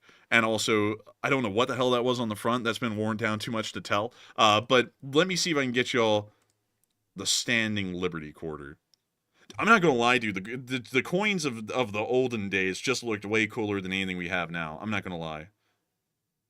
Oh yeah, I mean honestly, man, I'll be honest with you, man. I have no interest in like coins or anything at all. Like this is boring as hell to me, to be straight up. What? What do you mean? Like, look, I'm not saying that I like coin collecting. I'm just saying that I like the designs. Like, the designs are interesting to look at. And it says a lot about our country, like passports, you know? You know what I mean? Like, kind of, sort of, you know? What's the new USD coin going to look like? You know, that crypto.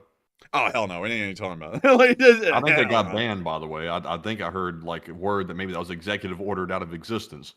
Oh, that's good. I'm happy to hear that. But anyways, with that, I hope that does address that somewhat well, at least the whole thing about our currency and the symbols that we're on it. But nevertheless, thank you so much once again for support. And we are on to the next one.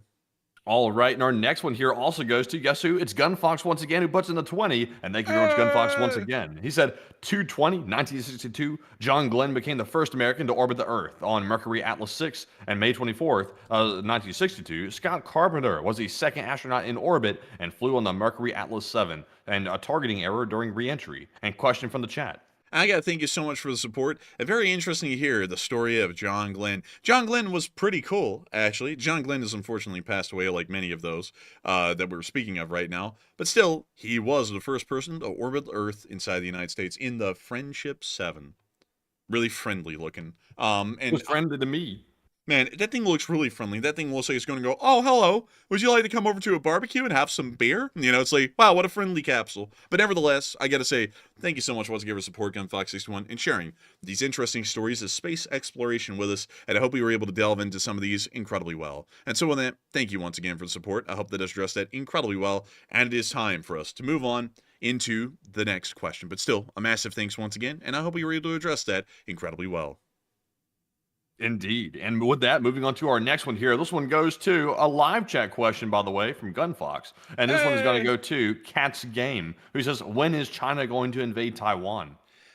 When is China going to invade Taiwan? A great question. Most likely toward the latter end of this decade. I would assume past 2027, because they are rapidly expanding their naval abilities, which has started to bring the invasion window closer to the present than further off towards the very end of the decade. So I would say probably within the next 2 years, we could see that the People's Republic of China may be ready to attempt an invasion or a conflict over Taiwan. But with that, I hope that does address that the best I can, at least with a, very short kind of an answer. But still, trust me, bro, maybe about 2 years from now at the minimum. But with that, we are on to the next one. All right. And also someone said, Matt, coins are cool. I'll be honest. Like there's a few things that like absolutely bore me to death.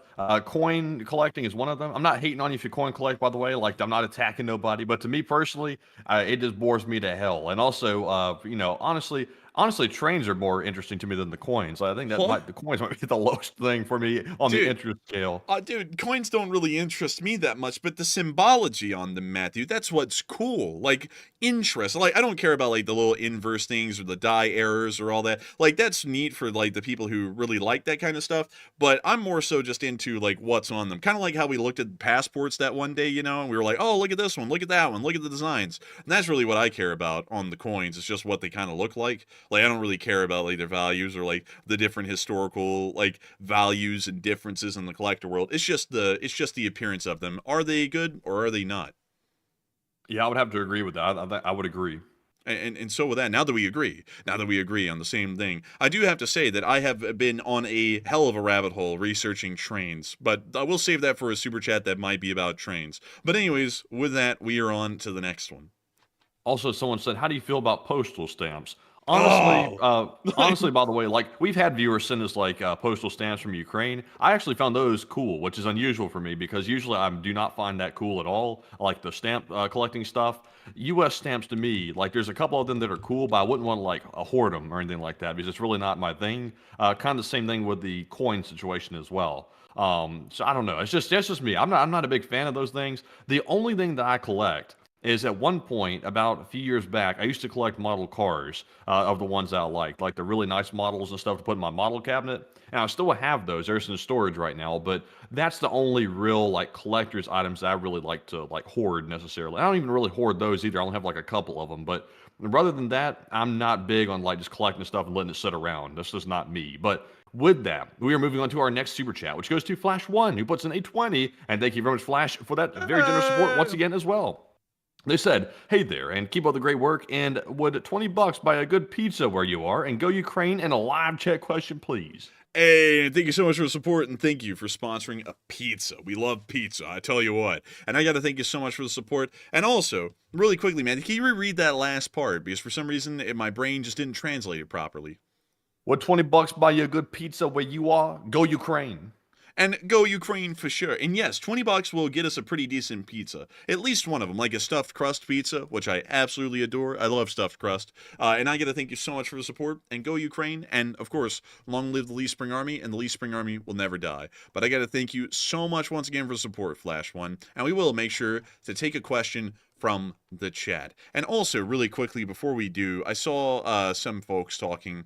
I actually saw someone ask a question to me, and it was a very interesting question. It was one that I actually found worthwhile to maybe take as the live chat, Matthew, if this would count. Someone said, Enforcer, do you believe that we are losing our American symbols? And that was actually Activista. I actually found it right there. And kind of, yeah, like, I feel like as we've moved forward as a country, we've really stopped appreciating everything that made the country unique, and we only started to focus on a very set niche of things. Which, I mean, like, I'm not criticizing that niche. Yes, it's a very integral part of what the United States is, and a part of our story and our legacy, and what this nation has become and where it started from, which is generally the Founding Fathers. But the Founding Fathers are not the only thing that really has something to do with this country. Like the things that I feel like are heavily emphasized in the modern day to the point that it's actually detrimental are the Founding Fathers, World War II, and landing on the moon. Like, those are the only three things that people talk about in the United States. Like, they don't talk about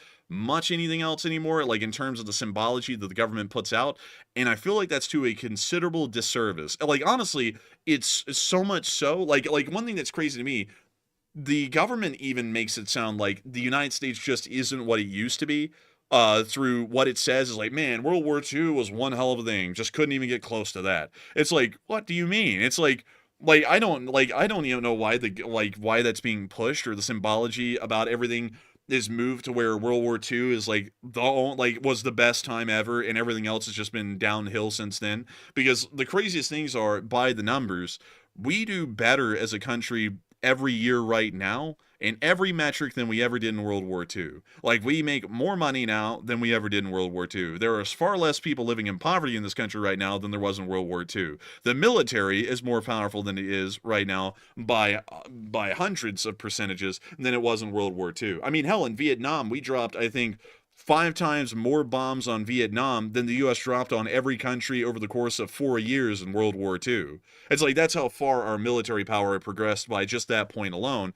And it's like, it's a little crazy that that's something that's emphasized. And also, another thing is that the founding fathers are emphasized to such a degree, it's getting to the point of insanity. Like, we don't have any other great people in this nation's history. It's just like, these people are practically Jesus Christ in terms of importance to the U.S. Everyone else doesn't even count anymore. Like, Abraham Lincoln, to the wayside. Teddy Roosevelt, to the wayside. FDR, to the wayside. Pretty much every single president after the founding fathers. So, George Washington, Thomas Jefferson, John Adams, those folks. After those folks are dead, they're just like, no one even came close. And I'm like, that's just like a little goofy.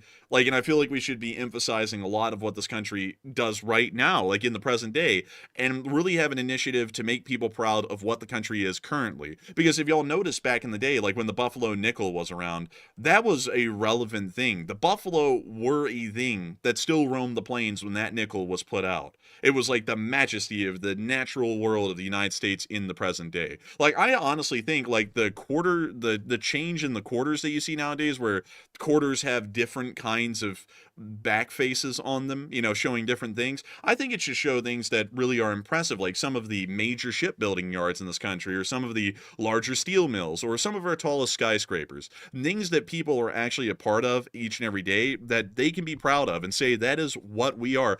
Showing the fields of the Midwest, all of those farmers out there. Well, actually, not even all of them, just a small amount of those farmers that keep the entire nation fed every day. Make people proud of what they are now, because the truth is that when you really do look and you really do pay attention, our country is doing things right now in this present day that are far more impressive and far more profound than we've ever done over our nation's history. And it truly is an amazing time to be alive and be a part of this United States today. And of course, I think that we should be proud of everything that has happened in the past, but remember that we are standing on the shoulders of giants. We're not standing in their shadow, we're standing on their shoulders and continuing to progress farther and farther. And for the next generation, we will be the giants that they stand on the shoulders of to be able to propel this country even farther. That's what I really think the emphasis from the U.S. government and really the U.S. public should be, and that's the kind of patriotic initiative that should be taken. Because I don't like the idea of always reinforcing the idea in the American public through the symbolism that we are living in the shadows of greater times.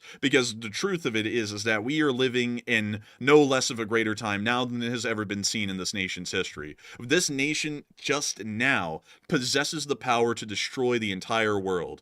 No other period in American history has that ever been the case. It is a thing of fear and it is a thing of awe to think that the United States possesses that level of power. It's truly an amazing thing to think that the United States possesses such a level of power that our nation's transport systems move more people in this 1 year than we did over the first 50 years of the entire country's existence. Really, the first 100 years of the entire country. More people have been moved on the public transportation system just this year, with how small it is, than all of those people for really the first century of the United States existence. It's just crazy to think about stuff like that. And it's just easily swept aside because people, for some reason, want to continue to push the idea that the United States is not as great as it once was before. And Stephen Gerrard just said, this generation has no real drive. Yeah, because people keep telling them that we're living in the shadow of other times. It's like this time is truly a great one, and it's time for the people of this country to understand that we are living in a time where anything is within our grasp, anything is within our imagination.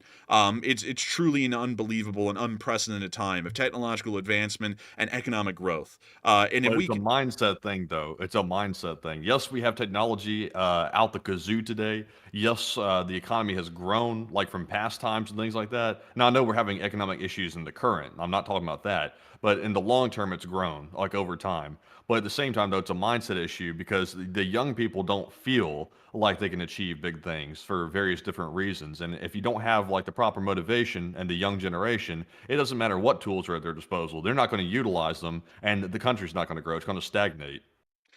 yeah, that's true. But also, the reason why the youth are coming up and saying, oh, like it's not really great. I'll be honest, like previous generations have done a bit of a disservice because for like I have to like I don't generally point things at generations, but I will point this particularly at boomers, which weren't even alive to fight in World War II. They were being born at like the latter end of World War II and on into the early 50s, but they were the ones who propagated the idea that World War II was just truly the best time. Every other time after that's just been dog shit. You're just living in the shadow of the greatest people who ever lived. You'll never compare. That's what a lot of people grew up with. And then also that was pushed because a lot of people went, oh, Vietnam is stupid, and now we got to hate the United States forevermore because of Vietnam. And that was a lot of kind of the push to where people really downplayed the United States a great deal, and then future generations just downplayed it even further than the last. But I really think there should be a renaissance of patriotism in the country because there's much to be proud of. And it's not being proud of the government. It's not being proud of whatever president's currently in power. It's really being proud of what we are all able to do as a people.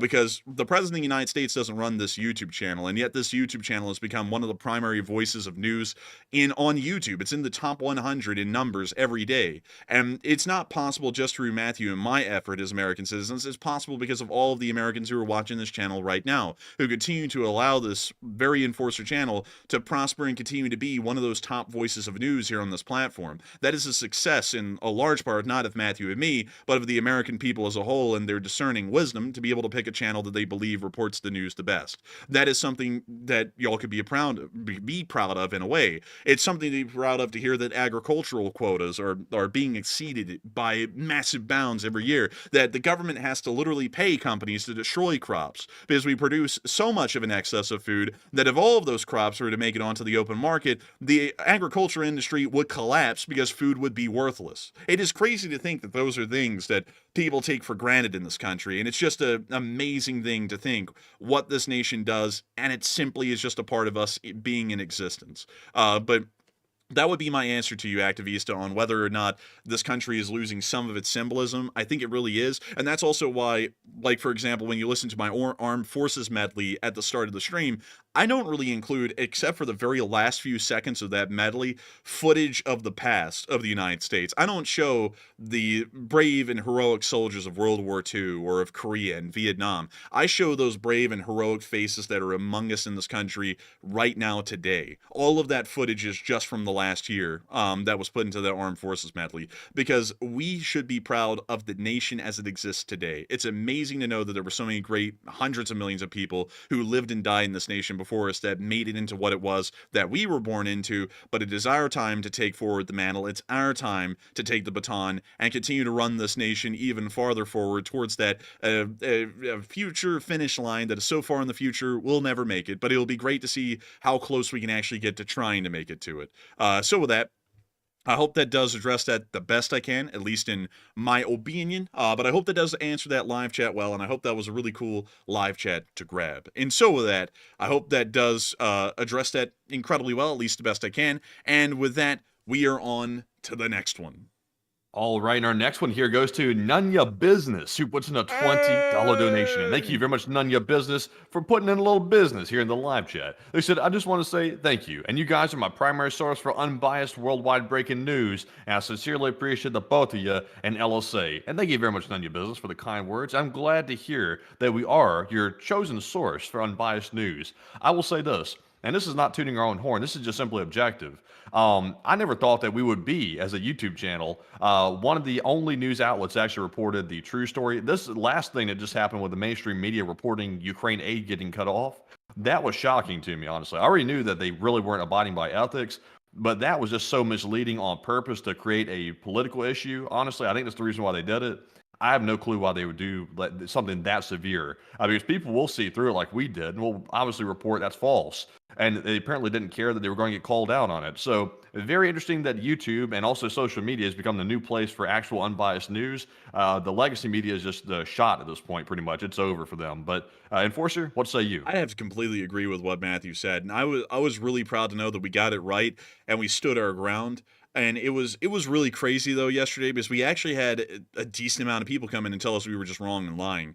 And like some of these people have been around for a while and they just had to end up getting banned because they started cussing us out because we were like, no, we were right. And it's always just blown me away because, I don't say this to, like hammer it to people or like, put other folks down, but folks watch this news channel to get their news. And I'm assuming that most of these people don't look at the news as their full-time job every day.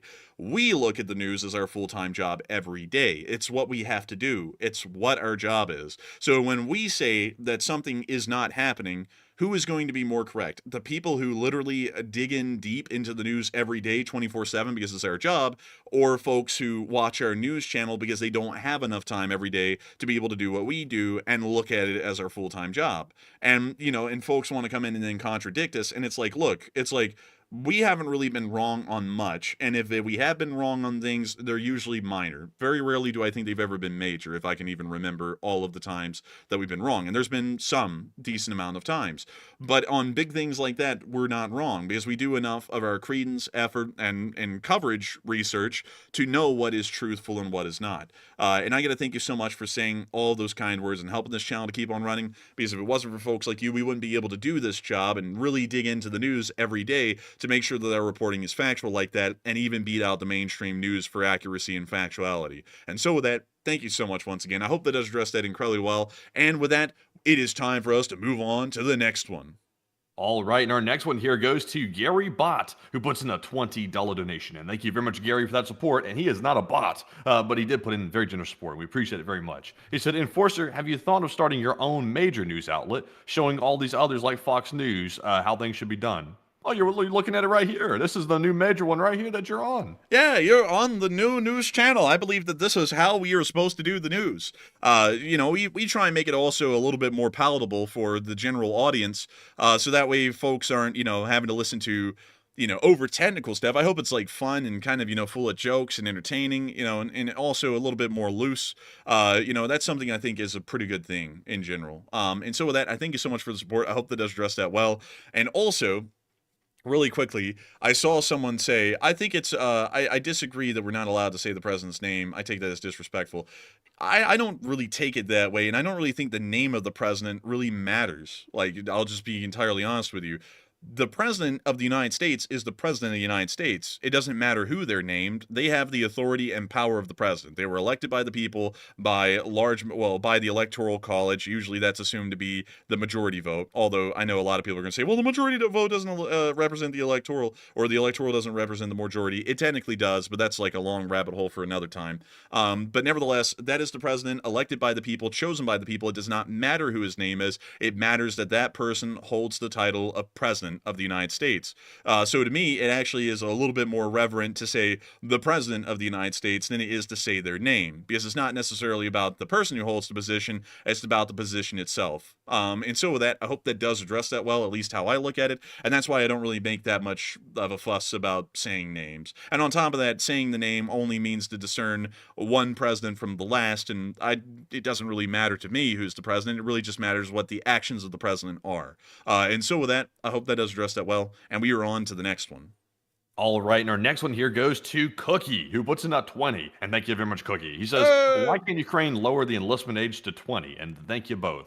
And Cookie, honestly, I think they'll be changing their minds on that pretty quick. It sounds like that is something that the U.S. is pressuring Ukraine to do very, very fast. And the U.S. has actually been telling them to do that for years now, actually. Well, not years, but maybe about a year or so. The last administration said it, and also the new one saying it. So Ukraine's generally been against it because they don't want to put the younger men into service, which I understand why they wouldn't want to do that. But ultimately, though, they need to get ready to have enough manpower to keep fighting because it looks like it's going to go on for quite some time. So that's why the U.S. is pressuring them. But Enforcer, what say you? I would have to say that is something that needs to happen. And I know a lot of people are saying, but they have to have youth to regrow the country.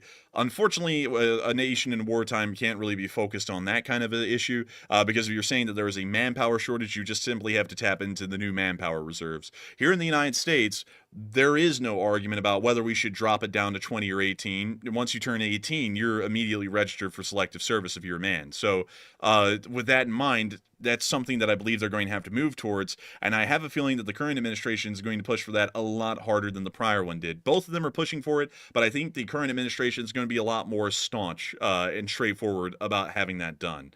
So with that, I hope that does address that well, and I thank you once again for support and helping this channel to keep on running. And with that, we are on to the next one. All right, and our next one here goes to Cliff H, who puts in a $12 donation, and thank you, Cliff, as well for that support. He said, "Refineries on fire and more orcs on the fire. Fundraising goes higher. LSA never retire. LSA." And long live the Lee Spring Army, and thank you so much for the support and helping this channel to keep on running. It is folks like you who have helped to make this thing possible for an incredibly long time, and I gotta thank you once again for helping this channel to keep on running, because if it wasn't for folks like y'all, we wouldn't be able to keep this thing rolling. Big thanks to you once again, and we are on to the next one. Also, by the way, I see someone here in the live chat. They said, "I believe military aid to Ukraine has not been stopped, and the U.S. Gov should get a statement out there publicly to let everybody know that it hasn't been stopped." Well, actually, on that, Billy, very interesting point, actually. The current U.S. government does not want to publicize that because it's a bit of a partisan issue. I think most people know that at this point. And particularly, the U.S. leadership does not want to make that apparent to some of their supporters because that is a bit of an issue. And I think the U.S. administration knows what needs to happen, but they don't want to inflame people that supported them in the past. So they're going to let that be sort of an under-the-rug thing. And even though there are a bunch of false stories going around claiming falsely that Ukraine aid was halted, they're just going to rather let that go than inflame their supporters. So that actually might be the better way to approach it because, of course, there's a lot of backlash that might cause them to change their mind somewhat. So it's probably better they don't address it, actually. Also, another thing, the nation has prerogatives.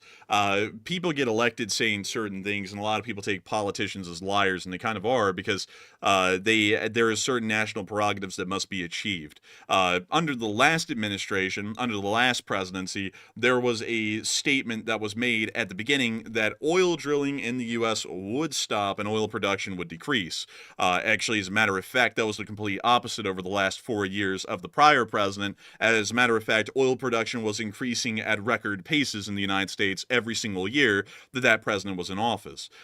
Sometimes national prerogatives really just go completely against what someone said when they were getting elected in the office, and that president has to do something completely different than what they said. The current president said that they were going to just stop the war in Ukraine on day one. That's obviously not realistic, and of course they knew that while they were getting elected. The last president before him said that oil production in the United States would largely cease and then decline after oil drilling permits were not issued, and then he did the complete opposite. More oil drilling permits were issued than ever before, and oil production actually rapidly increased. You can even see that by the publicly stated numbers issued by private companies and also the U.S. government. So that's largely how it works. It doesn't really matter. Like the mainstream news lying like a dog is nothing new, to be entirely honest. They do that in every direction these days, but it doesn't really matter to go out there and clarify that too much for the U.S. government because, honestly, for them, they're making it look like to some of the supporters that wanted the war in Ukraine to end and just wanted to cut Ukraine support, looks like it happened, although that's quite literally the opposite. So, you know, it's just kind of the nasty nature of the truth of politics, I suppose.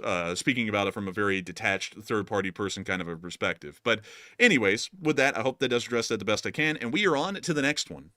All right, and our next one here goes to Plexus Gaming, who puts in a $10 donation. And thank you very much, Plexus, for the support. They said, "How's the funding for your new car? I've heard that you go with a Lada. Can you confirm?" Oh, yes, the Lada Niva. It's a great vehicle. I think it has like 80 horsepower or something like that. Great in the corners. It's so great in the corners that sometimes you can't help but go upside down. It's so great in the corners. But, you know, that's a whole lot of problems. But Enforcer, what say you? And I gotta say, Matthew has not gotten a new car yet. He will eventually get a Lada, I assure y'all. But Ladas are expensive in the United States.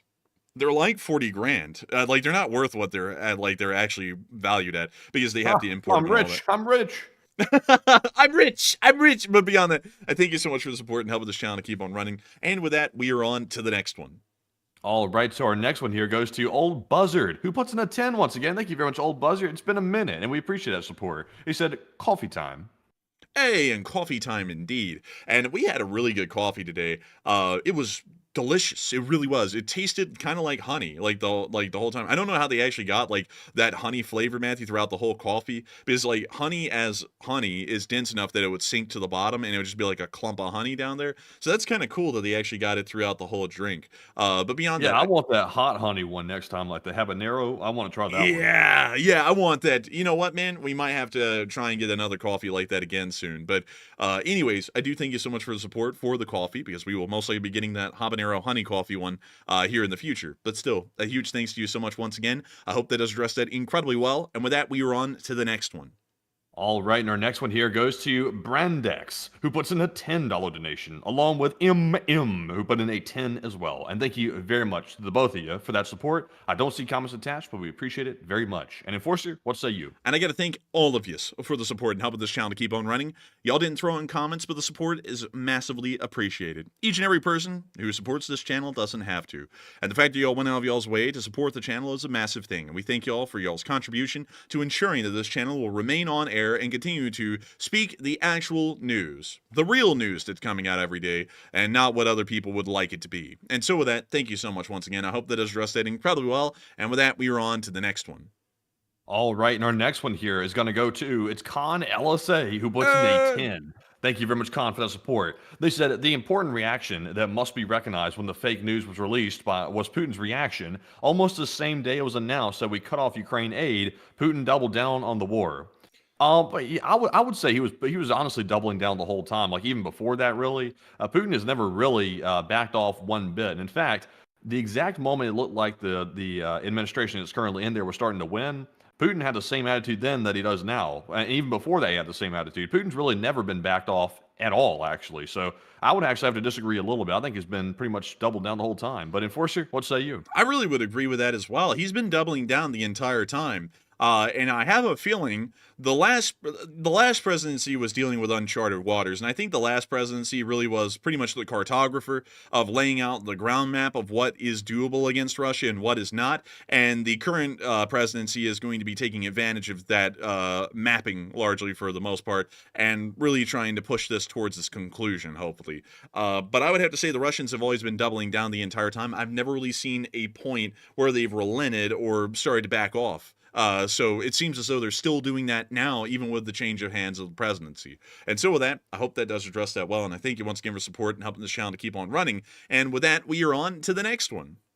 And also, like Activista said, he's all in. He really is all in. It's like if you're like a compulsive gambler or something like that, and you went in with like $1,000, and it's like the equivalent of what Putin's doing is saying, okay, here's 1,000, I'm going all in and putting all of it on the table. That's basically what Putin's done at this point. So for him just to walk away from the table and lose it all, versus taking his chances, he's going to take his chances instead of just walking off. That's my opinion. It's like he's gotten himself in a bad spot out of his own stupidity. And, you know, ultimately the people are going to pay the price for that and not really him, which is unfortunate because he should be the one paying the price. But anyways, jumping into our next super chat here, this one goes to Paul Anderson, who puts in a 10. And thank you very much, Paul. He said, just wondering if it would be possible for the U.S. to lay a pipeline on the ocean floor to Europe. Man, we talked about that. That was a good question. That was the super chat I mentioned, by the way. Well, that is a good question. I think the answer to that is no, because it doesn't look like there's any transatlantic pipelines that exist. Let me go see if I can find one. Longest underwater pipeline in the world. Let's see if I can find that. So the longest underwater pipeline is actually the Nord Stream pipelines, which both have been deactivated or were knocked out. So those are the longest, and I don't think the Baltic is that deep. How deep is the Baltic? Now let's find out. So the Baltic in some places you can get up to 1,500 feet deep. How deep is the Atlantic? Let's find that out. So the Atlantic can get to 28,000 feet deep. So there's a very significant difference in the kind of conditions that exist at the seafloor in the Baltic, considering it's only 1,500 feet deep at its deepest, and the Atlantic, where it can get all the way down, well, that's usually in localized areas. Most of it, though, wouldn't be that. Well, it still is considerably deeper. I mean, we're talking like more than a mile underwater. So there's a major difference in building a pipeline in the Baltic versus in the Arctic, and I think that's the kind of prevailing conditions that make that largely impossible. Also, another thing someone asked, well, why in the world can we lay these giant fiber optic cables and other forms of things on the ocean floor? Well, the difference is that a pipeline, well, those wires and cables are generally solid, and while there might be a little bit of loose wiggle room in there because some of these larger, like I guess you could call them cables, are made up of thousands of smaller cables that are inside of them, but a pipeline is entirely hollow. So the pressure at these depths, a mile deep, are intense, extreme, to the point that it will really crush anything that isn't the strongest of vessels. That's why, for example, to travel to the Titanic, you have to have an extremely strong submersible, usually spherical and only large enough to contain a a single person, and they are usually made as a single cast, meaning that there's no welding joints that could create weak points. To create a pipeline that would withstand that kind of pressure and also be able to transmit a sizable enough amount of oil, of course, continuously to Europe, would probably be economically infeasible at those kinds of depths. And I believe that's why it has not really been made or even attempted at this point, because that would largely be impossible. Not only that, but maintaining that pipeline at those sorts of depths would be incredibly difficult. If there was ever any kind of a leak or a breakage in that pipeline, it is a mile under the sea. So you have to get through a mile of ocean down to the depths, and then find the specific fault, and then start to try and find a way to repair it, which could also be incredibly expensive on a maintenance side of things. So it seems as though the answer really is always going to be that there will be a liquid natural gas bottleneck in between the United States and Europe, because all of that will have to be transported by ship and not by pipeline. I just think that a pipeline at this point, with the quick little investigation that we did on stream, might not be economically feasible due to the severe conditions that exist within the Atlantic. And not only that, the Atlantic is actually the most treacherous sea in the world. The Pacific is incredibly calm compared to the Atlantic, and the conditions in the Atlantic are rough year-round, and underwater currents can get up to gale force wind speeds underwater, which, especially on the ocean floor with a pipeline that would be resting down there, could cause considerable damage constantly to whatever part of the pipeline was being subject to near gale force currents at the bottom of the sea. So I just really honestly think, with all that in mind, I don't think we actually could make a pipeline. And I just came up with that conclusion literally over the course of this entire stream. So that is nothing that I knew. I had to figure that out while we were live on air, and I could be wrong. But nevertheless, a big thanks to you once again for support and helping this channel to keep on running. And we are on to the next one. All right, and our next one here goes to Nightmare Before Christmas, who puts in a 10. And thank you very much, Nightmare Before Christmas, for that support. They said, I hope you guys are doing well, and take a question from the chat, please. And LSA. And we are doing well, Nightmare Before Christmas. We're doing incredibly well. We've been enjoying tonight's stream. And I got to thank you so much for the support and helping this channel to keep on running and being that Nightmare Before Christmas. That's got to be one scary nightmare right there. Oh my god, I'm getting gifts. Ah! But beyond that, we will make sure to get the live chat. And so with that, what do we got, Matthew? All right, so let's see here. This one is going to go to Mad Machine, who says, could Gazprom pay its employees/debts with a finished product to stay afloat longer? I don't think so, because oil is not edible and oil is not paying the rent. So I think that the answer to that would most likely be no. But with that, I thank you for sponsoring that live chat. I hope that does address that well. And with that, we are on to the next one. And the next one here goes to Brandex, once again, who puts in another $10 donation. And thank you very much, Brandex, for the second support of the night. They said, howdy from Texas. Keep up the good work. And howdy to Texas. Yeehaw! Texas is one hell of a neat state. And you know something? I gotta say, one day we're gonna be out there in Midland and Odessa. They got a damn Odessa out here in Texas. I'd be damned. Look at that. Man, I want to go see Dallas. Man, you want to go see Dallas, man? Hell yeah. Man, I want to go see Houston. No. You know, man, why don't you just shit your mouth and be humble? I'm humble. Man, look at that. There's literally a place called Humble here. What does it look like? Doug. Oh, that dog. Look at that. I don't even know what type of dog that is. I kind of feel bad for it. Look at that. This is actually pretty nice. Oh, this house has had some damage. It looks like the chimney came off. That's not good. That's not supposed to happen. There's not really a lot of pictures of this place. But that might not be a good thing. Let's see here. But Houston is an interesting place. One place I do want to see, though, is Dallas. I've never actually seen it. The closest I got to seeing Dallas was seeing it out of the windows of the Dallas-Fort Worth International Airport, and I only saw really the runways and the taxiways, so I didn't really see any of Dallas at that airport. But one day I will see Dallas, maybe someday. But also, Matthew, I heard that that there was this place, Matthew, where they would go and measure the worth of things, and it was built around a fort, and so they called it Fort Worth. Oh, come on, man. You know, I've actually seen the stockyards here in Fort Worth. The stockyards is not as big as I thought it was. It's like on the, I don't even know what end it's on, really, honestly. Zoom out a little bit so I can tell where this is at. Yeah, well, hell, boy. Where is it? Oh, yeah, pull the map down. Down? Oh, no, the other way I meant. That's up.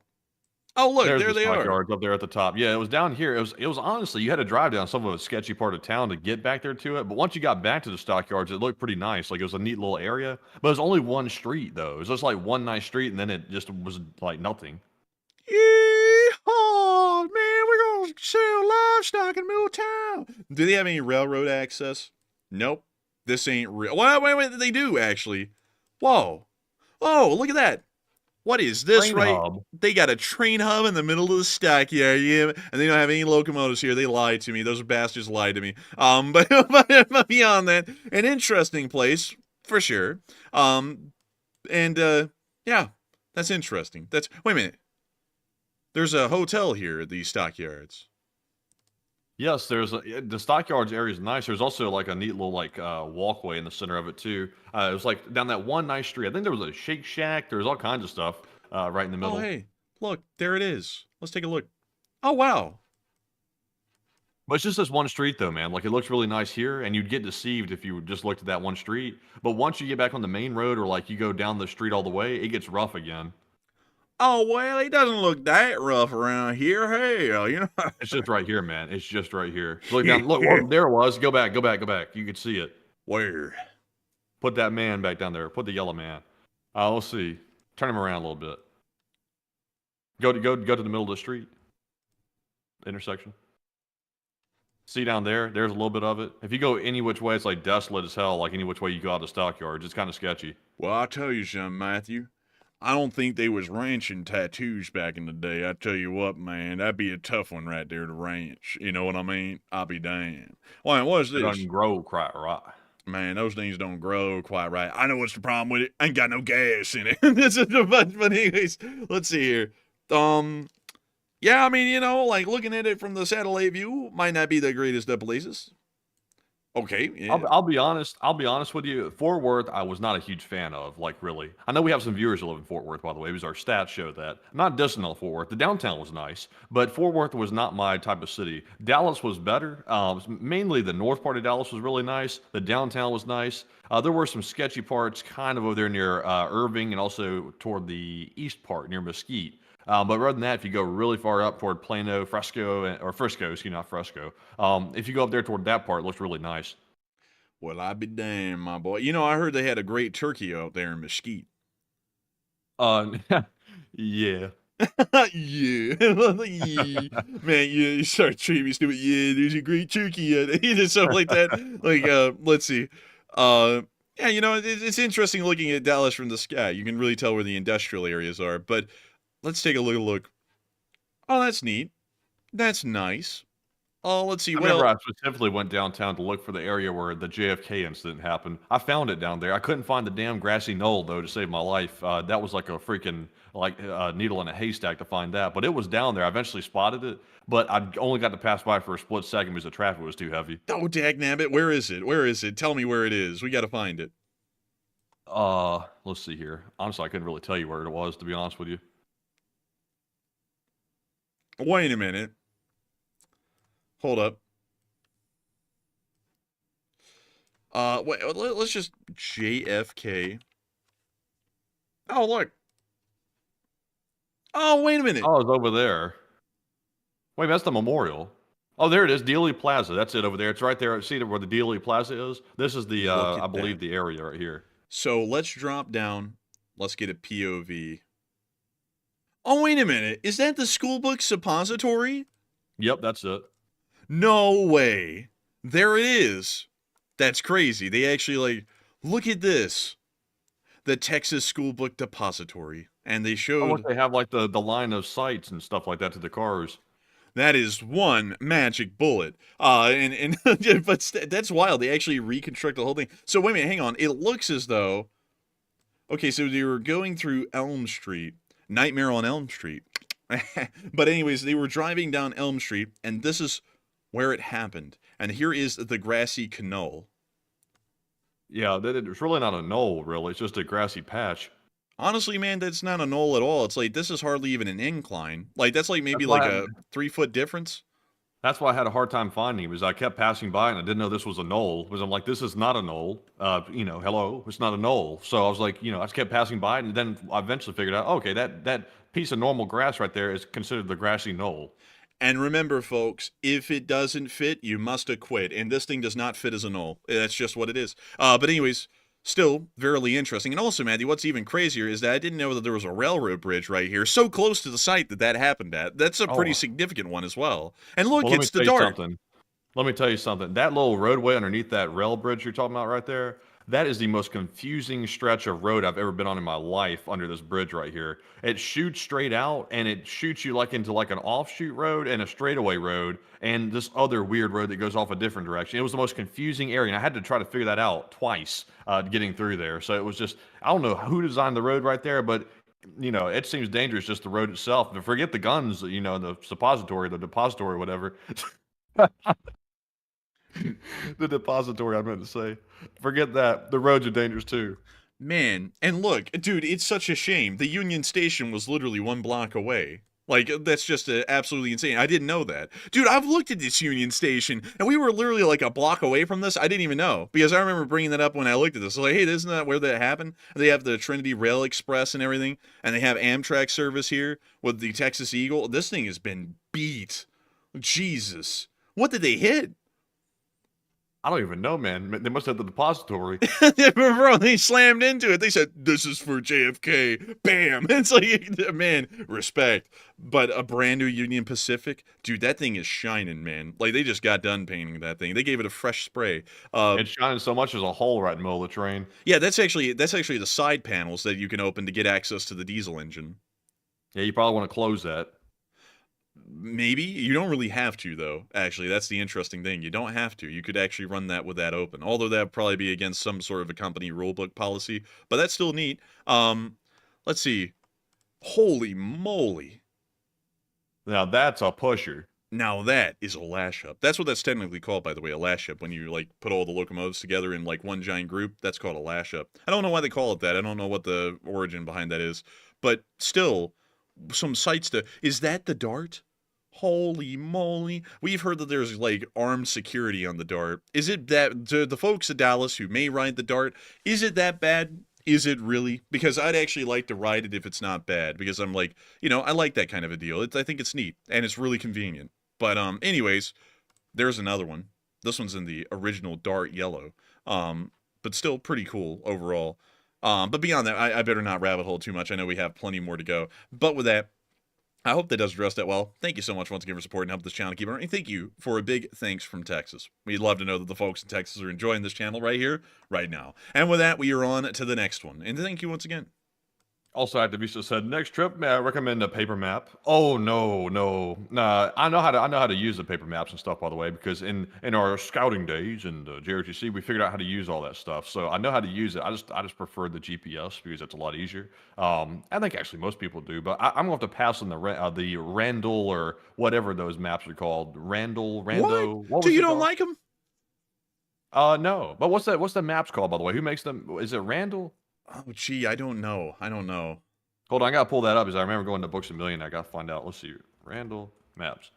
No, it's Rand McNally. That's it. Yeah, I'm not going to be using a Rand McNally. I'm going to be using the Google Maps. I like that better. I'm not going to lie, man. I actually like the little paper maps. I think they're pretty neat. And it also makes it cool to try and figure out where you are. Although that's not really cool when you're actually trying to get around because then it just takes time. But still, I think they're pretty neat. And also, I was looking at those insanely today while I wasn't writing a script and also last night because I got obsessed with something. So in our hometown, and Matthew, by the way, this isn't an OPSEC thing. We've already told people where we're from. So, I'm just going to put that out there. But in our hometown that we're from originally, which is north of Montgomery, there used to be a railroad that serviced it on a branch line. And as you'll know, I really like trains, and I knew that for a long time, but for some reason, I really got interested in that yesterday. And I was like, how in the world did that work, and what was involved in that? So I actually found out that it was a Louisville and Nashville branch line that broke off from Elmore, literally right here, like the little spur line would cut off right over here.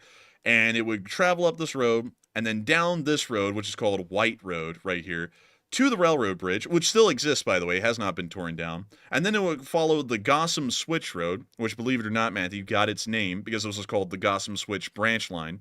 And the Gossam Switch Road is where the railroad once existed, and then it shot right into town on this little road right here behind this subdevelopment, through the town, and then right here to the Louisville and Nashville Depot.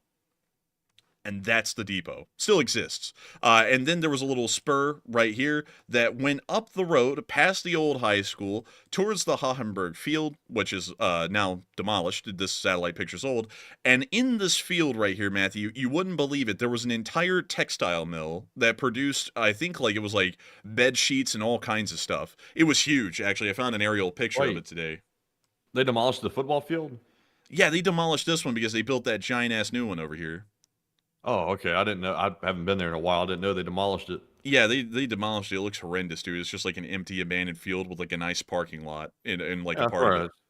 That's where we used to play in the band, by the way, back in the day. Used to be out there playing the drums and stuff like that with the football games. That way back in the day. Yeah, I mean, I was like it was so sad to see, dude, because they literally tore down everything. Like all the bleachers are gone, all that stuff, the concession stands, everything. It's all gone. And it's like that's a shame. But in this field, before that was here, remember when we were told like a brick factory was here? That was wrong, because I did a load of research and I found out it was a specific kind of a textile mill. It was a Dan Rivers textile mill, and it was a part of the Dan River Company, which went out of business in 2006. But our little factory shut down in this town like during the the mid 70s. But anyways, they produced all kinds of textiles. It's the biggest textile company in the South.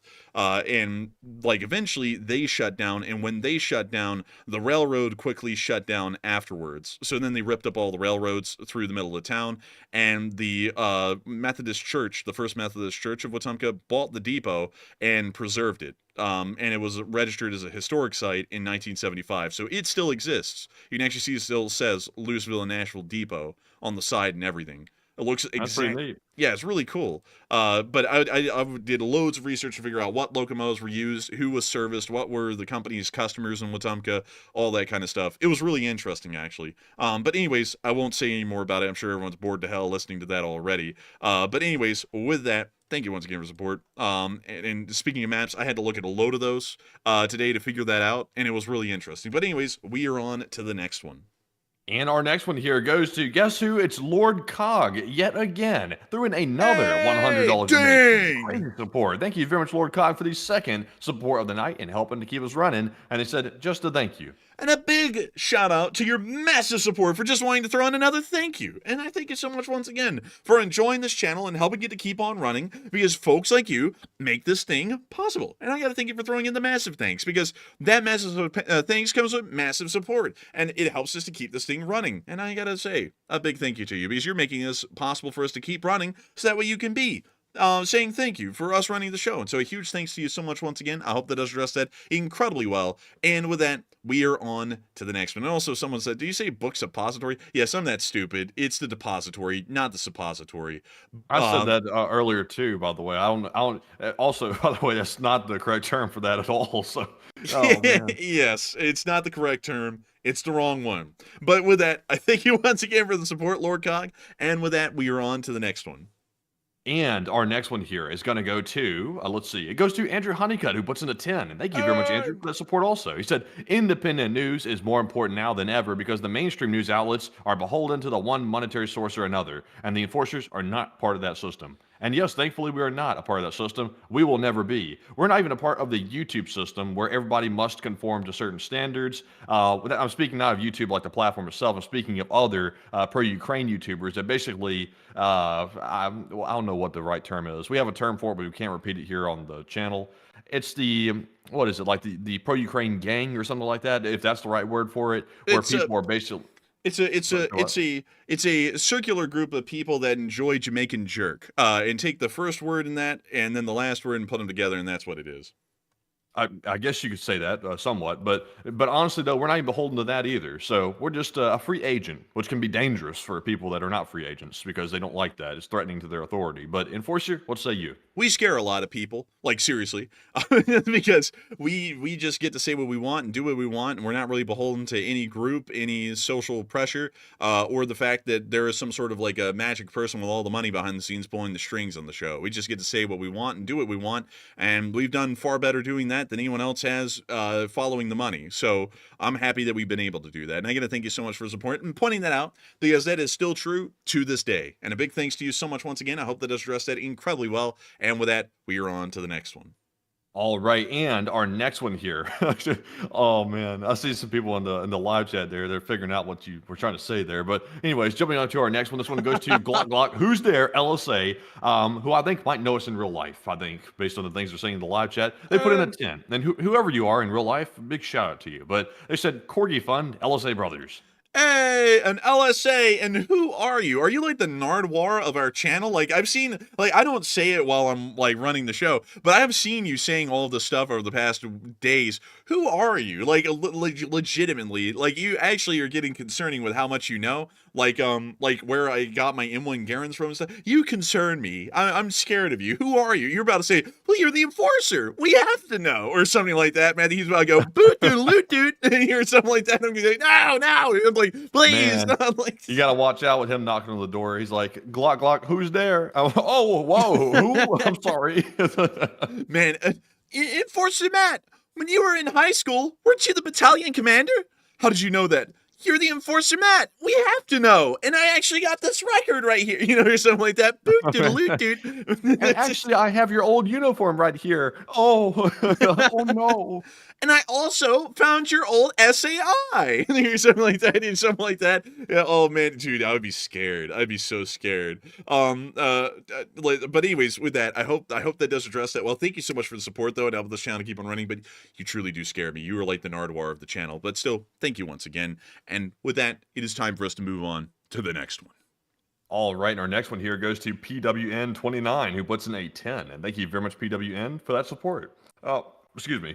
They said here something that I cannot read off on the air, but they said, good job on the news and keep up the good work. Hey, and thank you so much for enjoying our good job, and we will keep up the good work.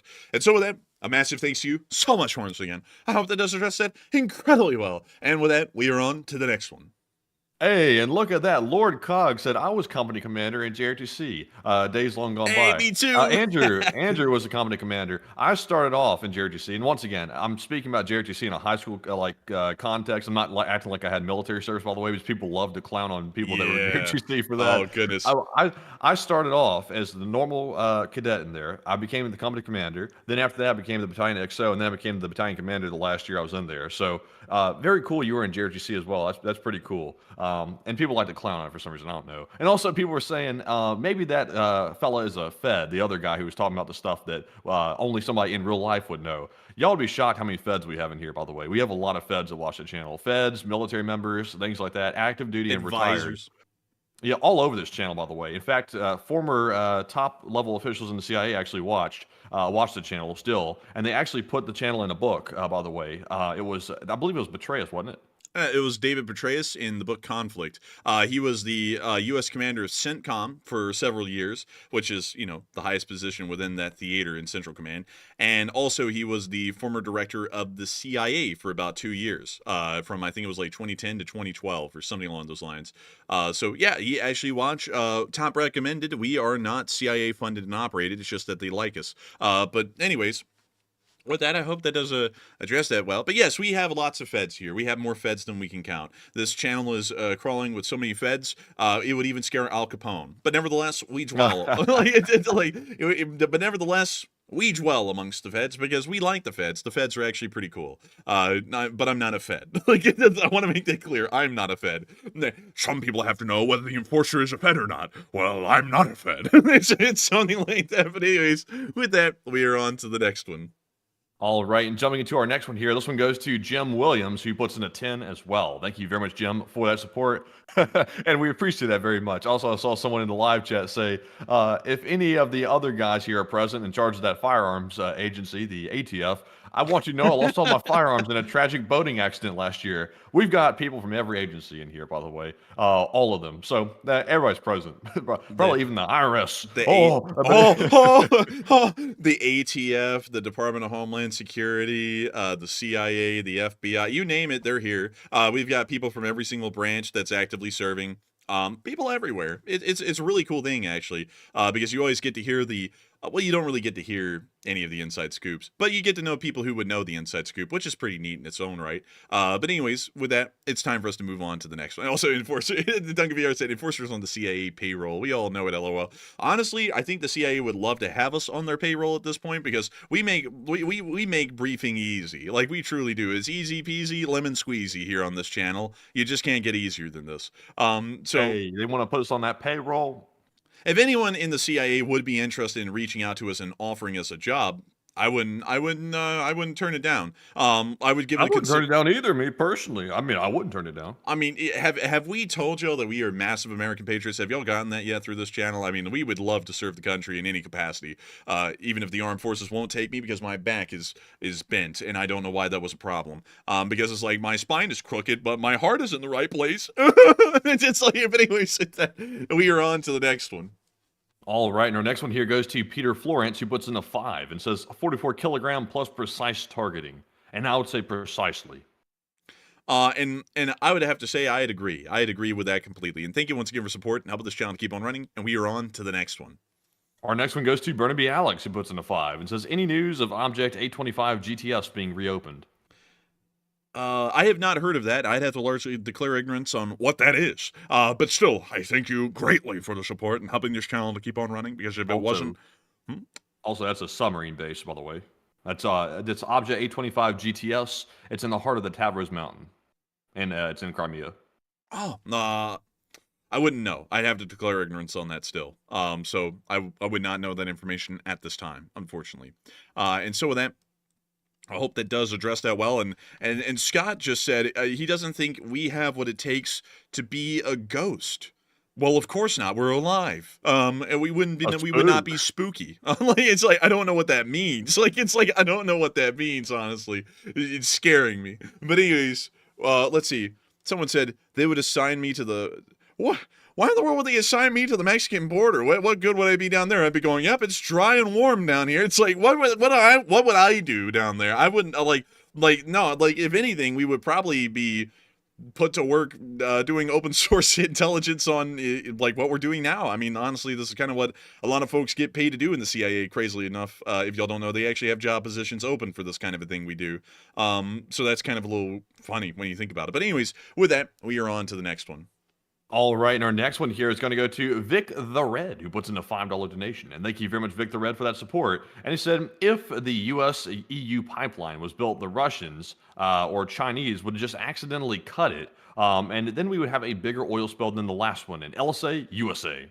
And LSA, baby! And that's actually a pretty good point as well. But once again, you can just torpedo a ship carrying oil or liquid natural gas and also have a huge issue as well.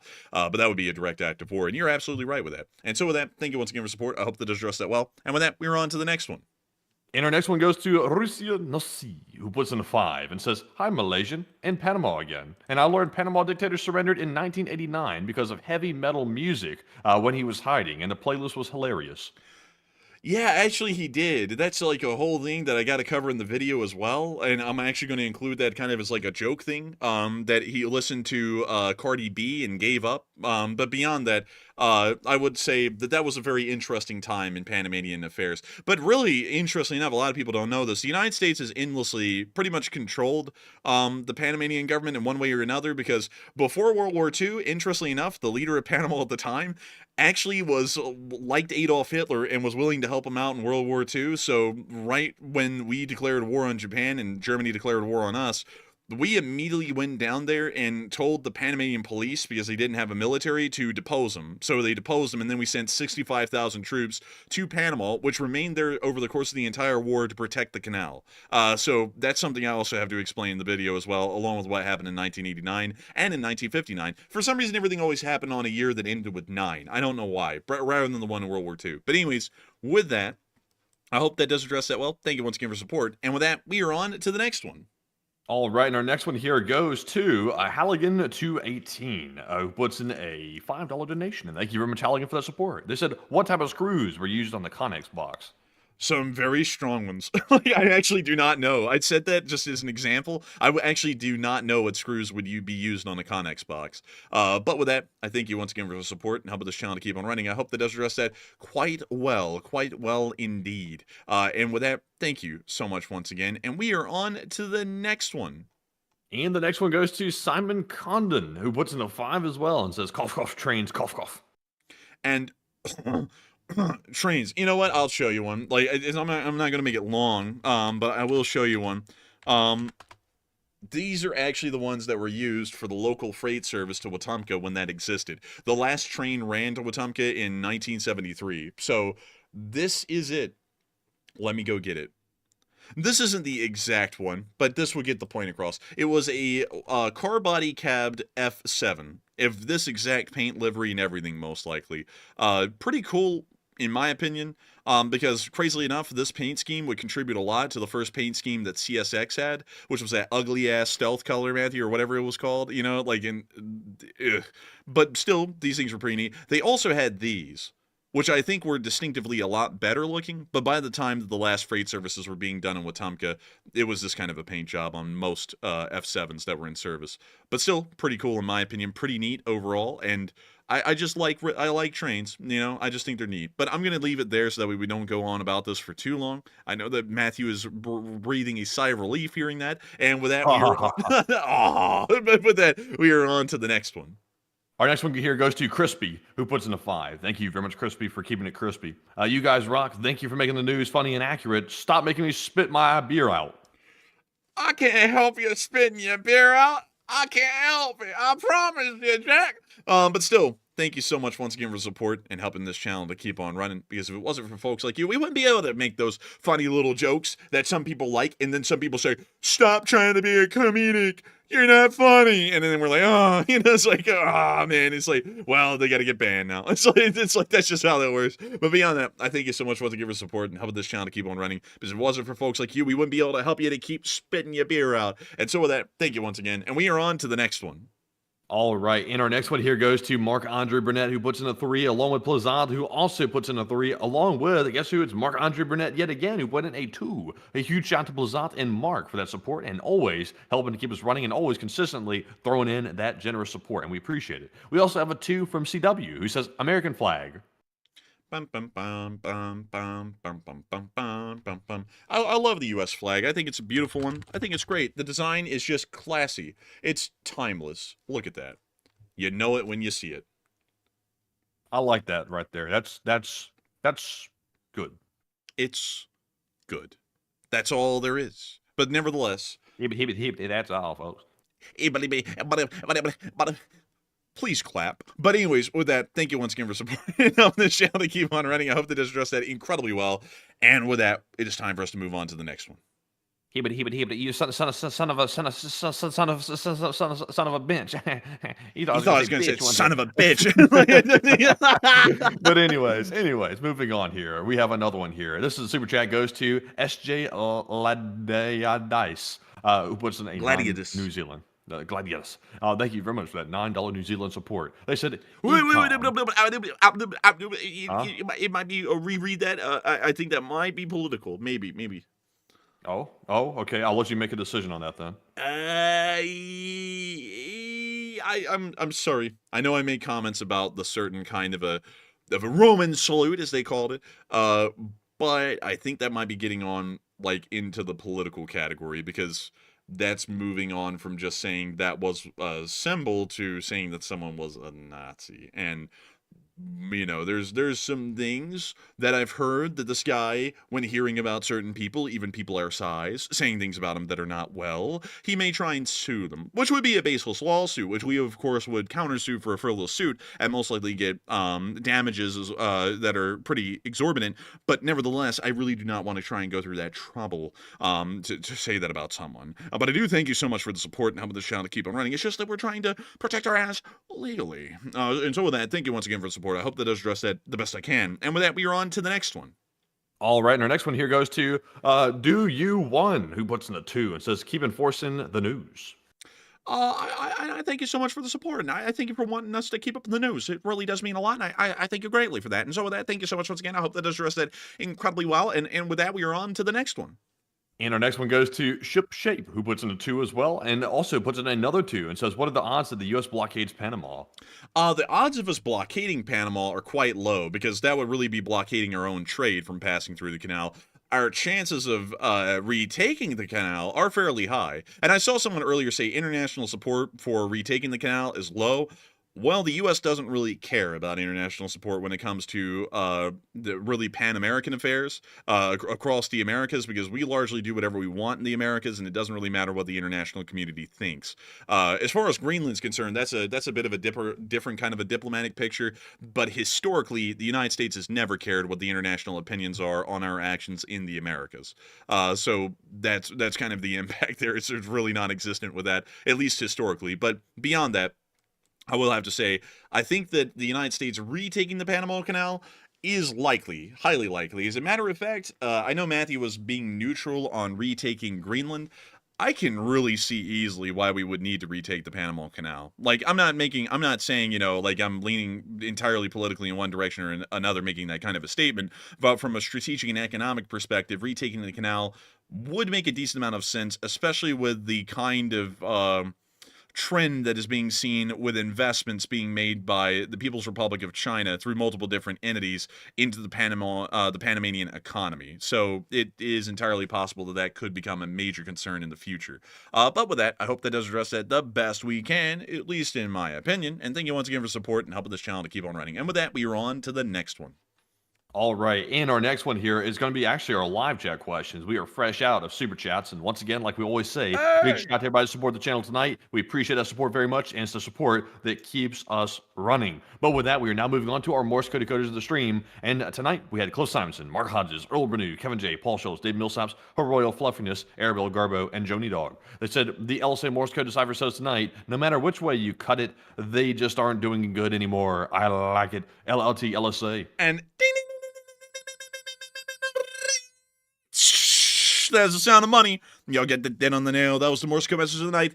Gotta congratulate y'all for getting that dent on the nail for the 1067th day of the war. It really is truly impressive that y'all have gotten that correct for this long, and hopefully we'll continue to get that correct well on into the future. And so with that, it is time for us to move on into the live chat questions, and we've got several. Of course, due to time constraints, I'm going to say this though, while we are overtime, we're always getting 3 these days. We're going to bump it up to 5 because I just want to be able to get some more live chat questions than the bare minimum of 3. So with that, we are on to the first live chat of this segment.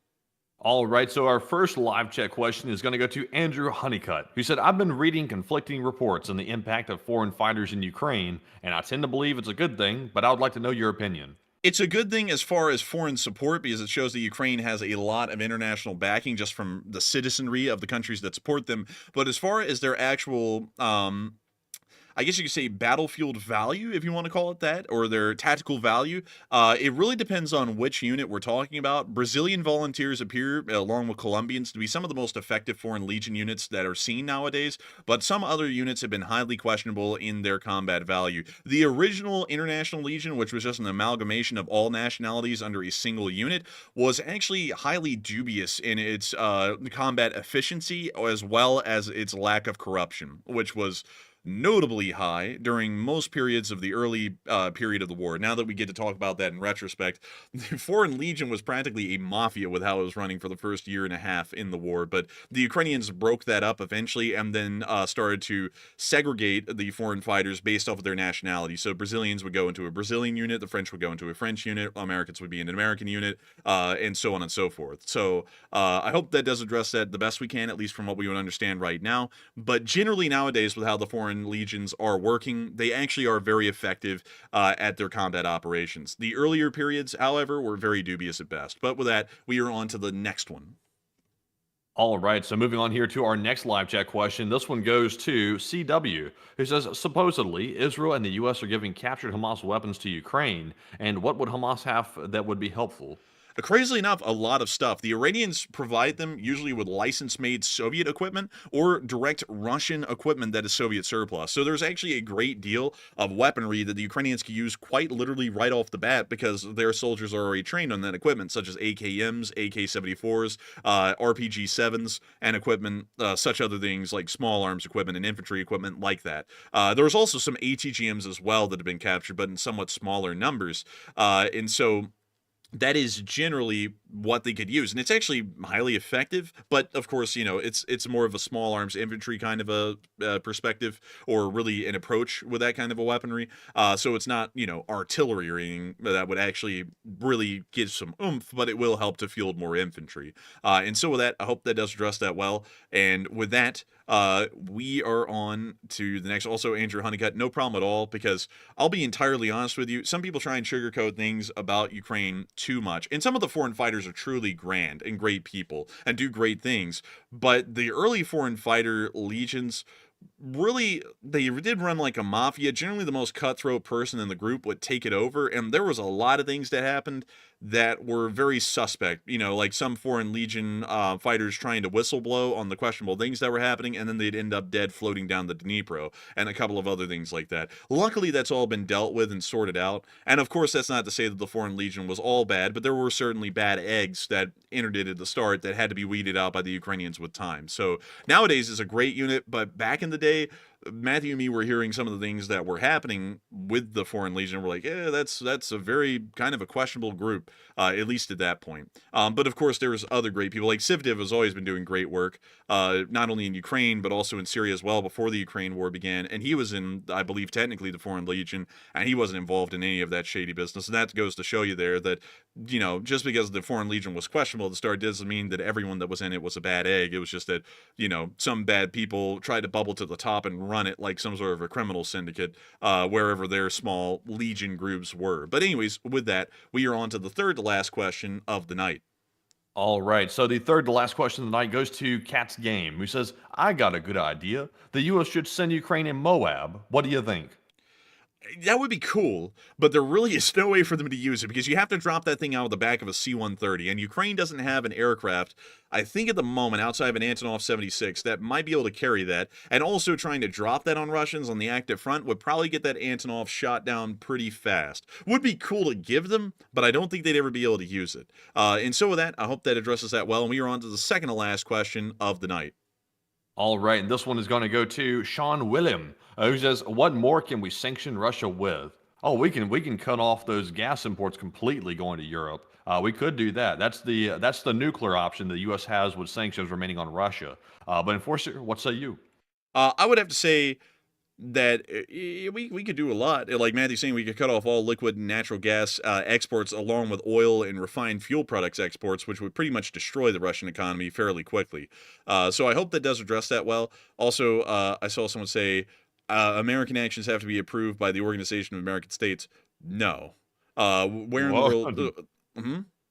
I was like, where in the world in the U.S. Constitution does it say the Congress has the unmitigated authority to declare a war, or in the modern day, executive privilege can largely be used to begin a conflict without a congressional approval? However, there is going to be a stipulation for 200 years in the future. There will be some organization that exists called American States, and then they can tell America that's just a no-no, and then the Congress is bound to them. Nowhere in the Constitution does it say that. The United States can declare war regardless of treaty that was signed, or whatever kind of an international thing we're bound to, because there's no higher authority that goes, therefore we whack the U.S. president or the Congress or something like that because they went against this group. That would not happen. So with that, I hope that does address that fairly well, because the U.S. is not bound to things like that. We could simply violate any treaty that we've signed, and of course that would destroy a lot of our credibility on the international stage, but nevertheless, treaties are only as good as both sides trust that each side will follow it. But nevertheless, with that, I hope that does address that well, and we are on to the next one.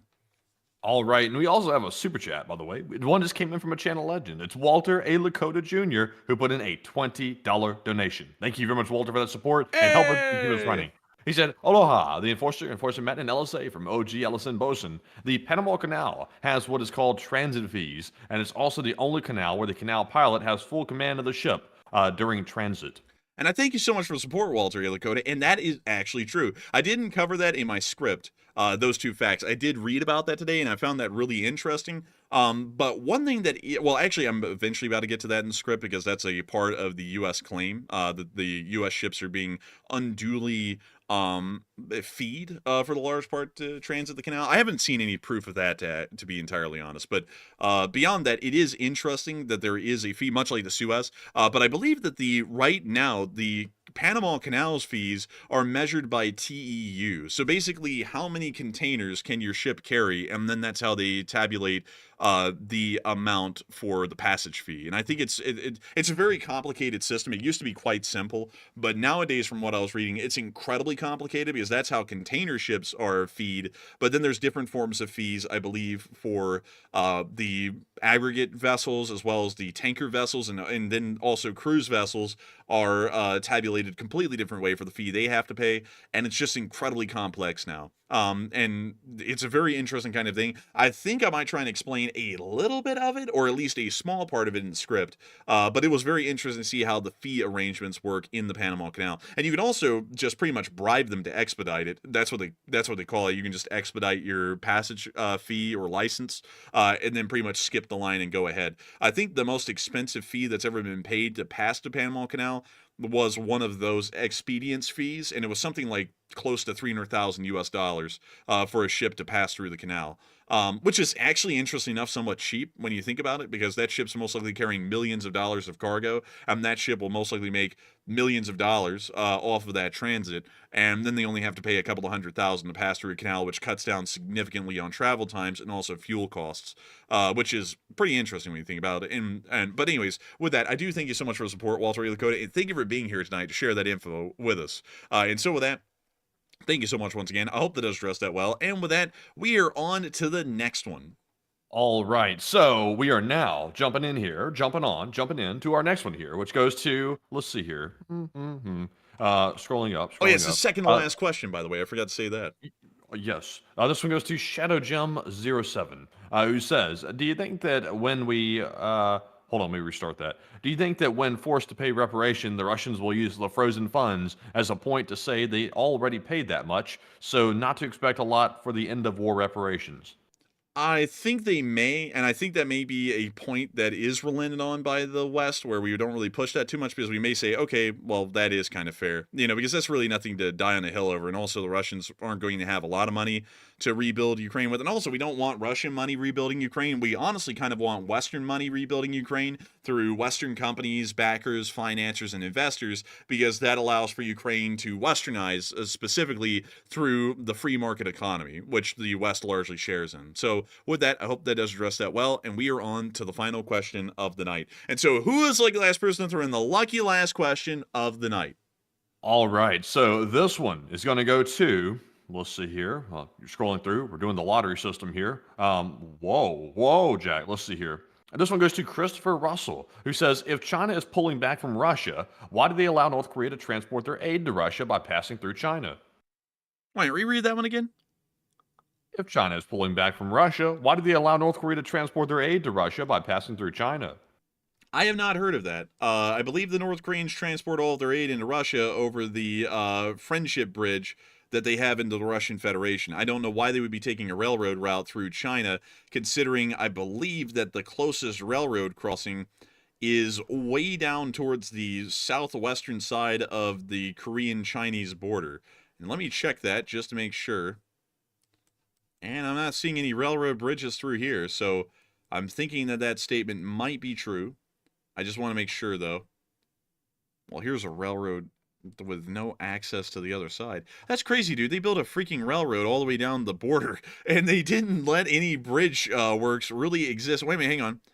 We finally have a pedestrian and road bridge here. No railroad bridge again. So I'm not seeing over the whole Korean border a single bridge that is a railroad bridge. I think there's only one or two, and one of them goes into Russia, and then one of them goes into China, and the one that goes, yeah, here we go, there's the Friendship Bridge again. I think the only railroad bridge in the China is all the way down here, and it's this bridge, if I remember correctly.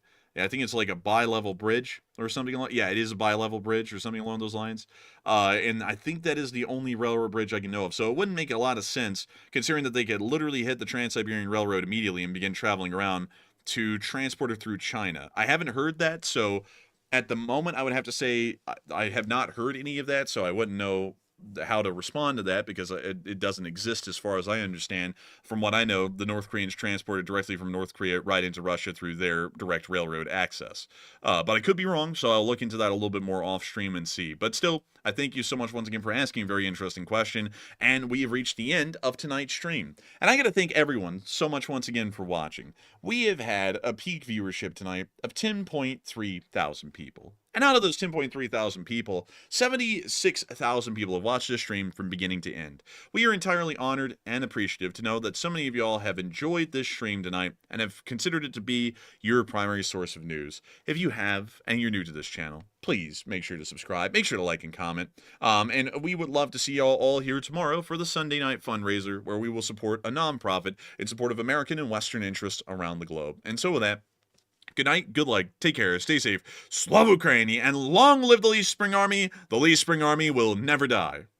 And with that, folks, thank you all for another great stream yet again tonight. And with that, be sure to join us again tomorrow night for the Sunday night fundraiser stream. We'll raise yet even more money to help those in Ukraine for another night in a row. So with that, folks, thank you all for watching. And of course, if there is enough news to cover, tomorrow is Enforcers Day for the Short War video. And of course, we'll see you all tomorrow. But with that, Slava Ukraine, Herom Slava, get some rest, and good night.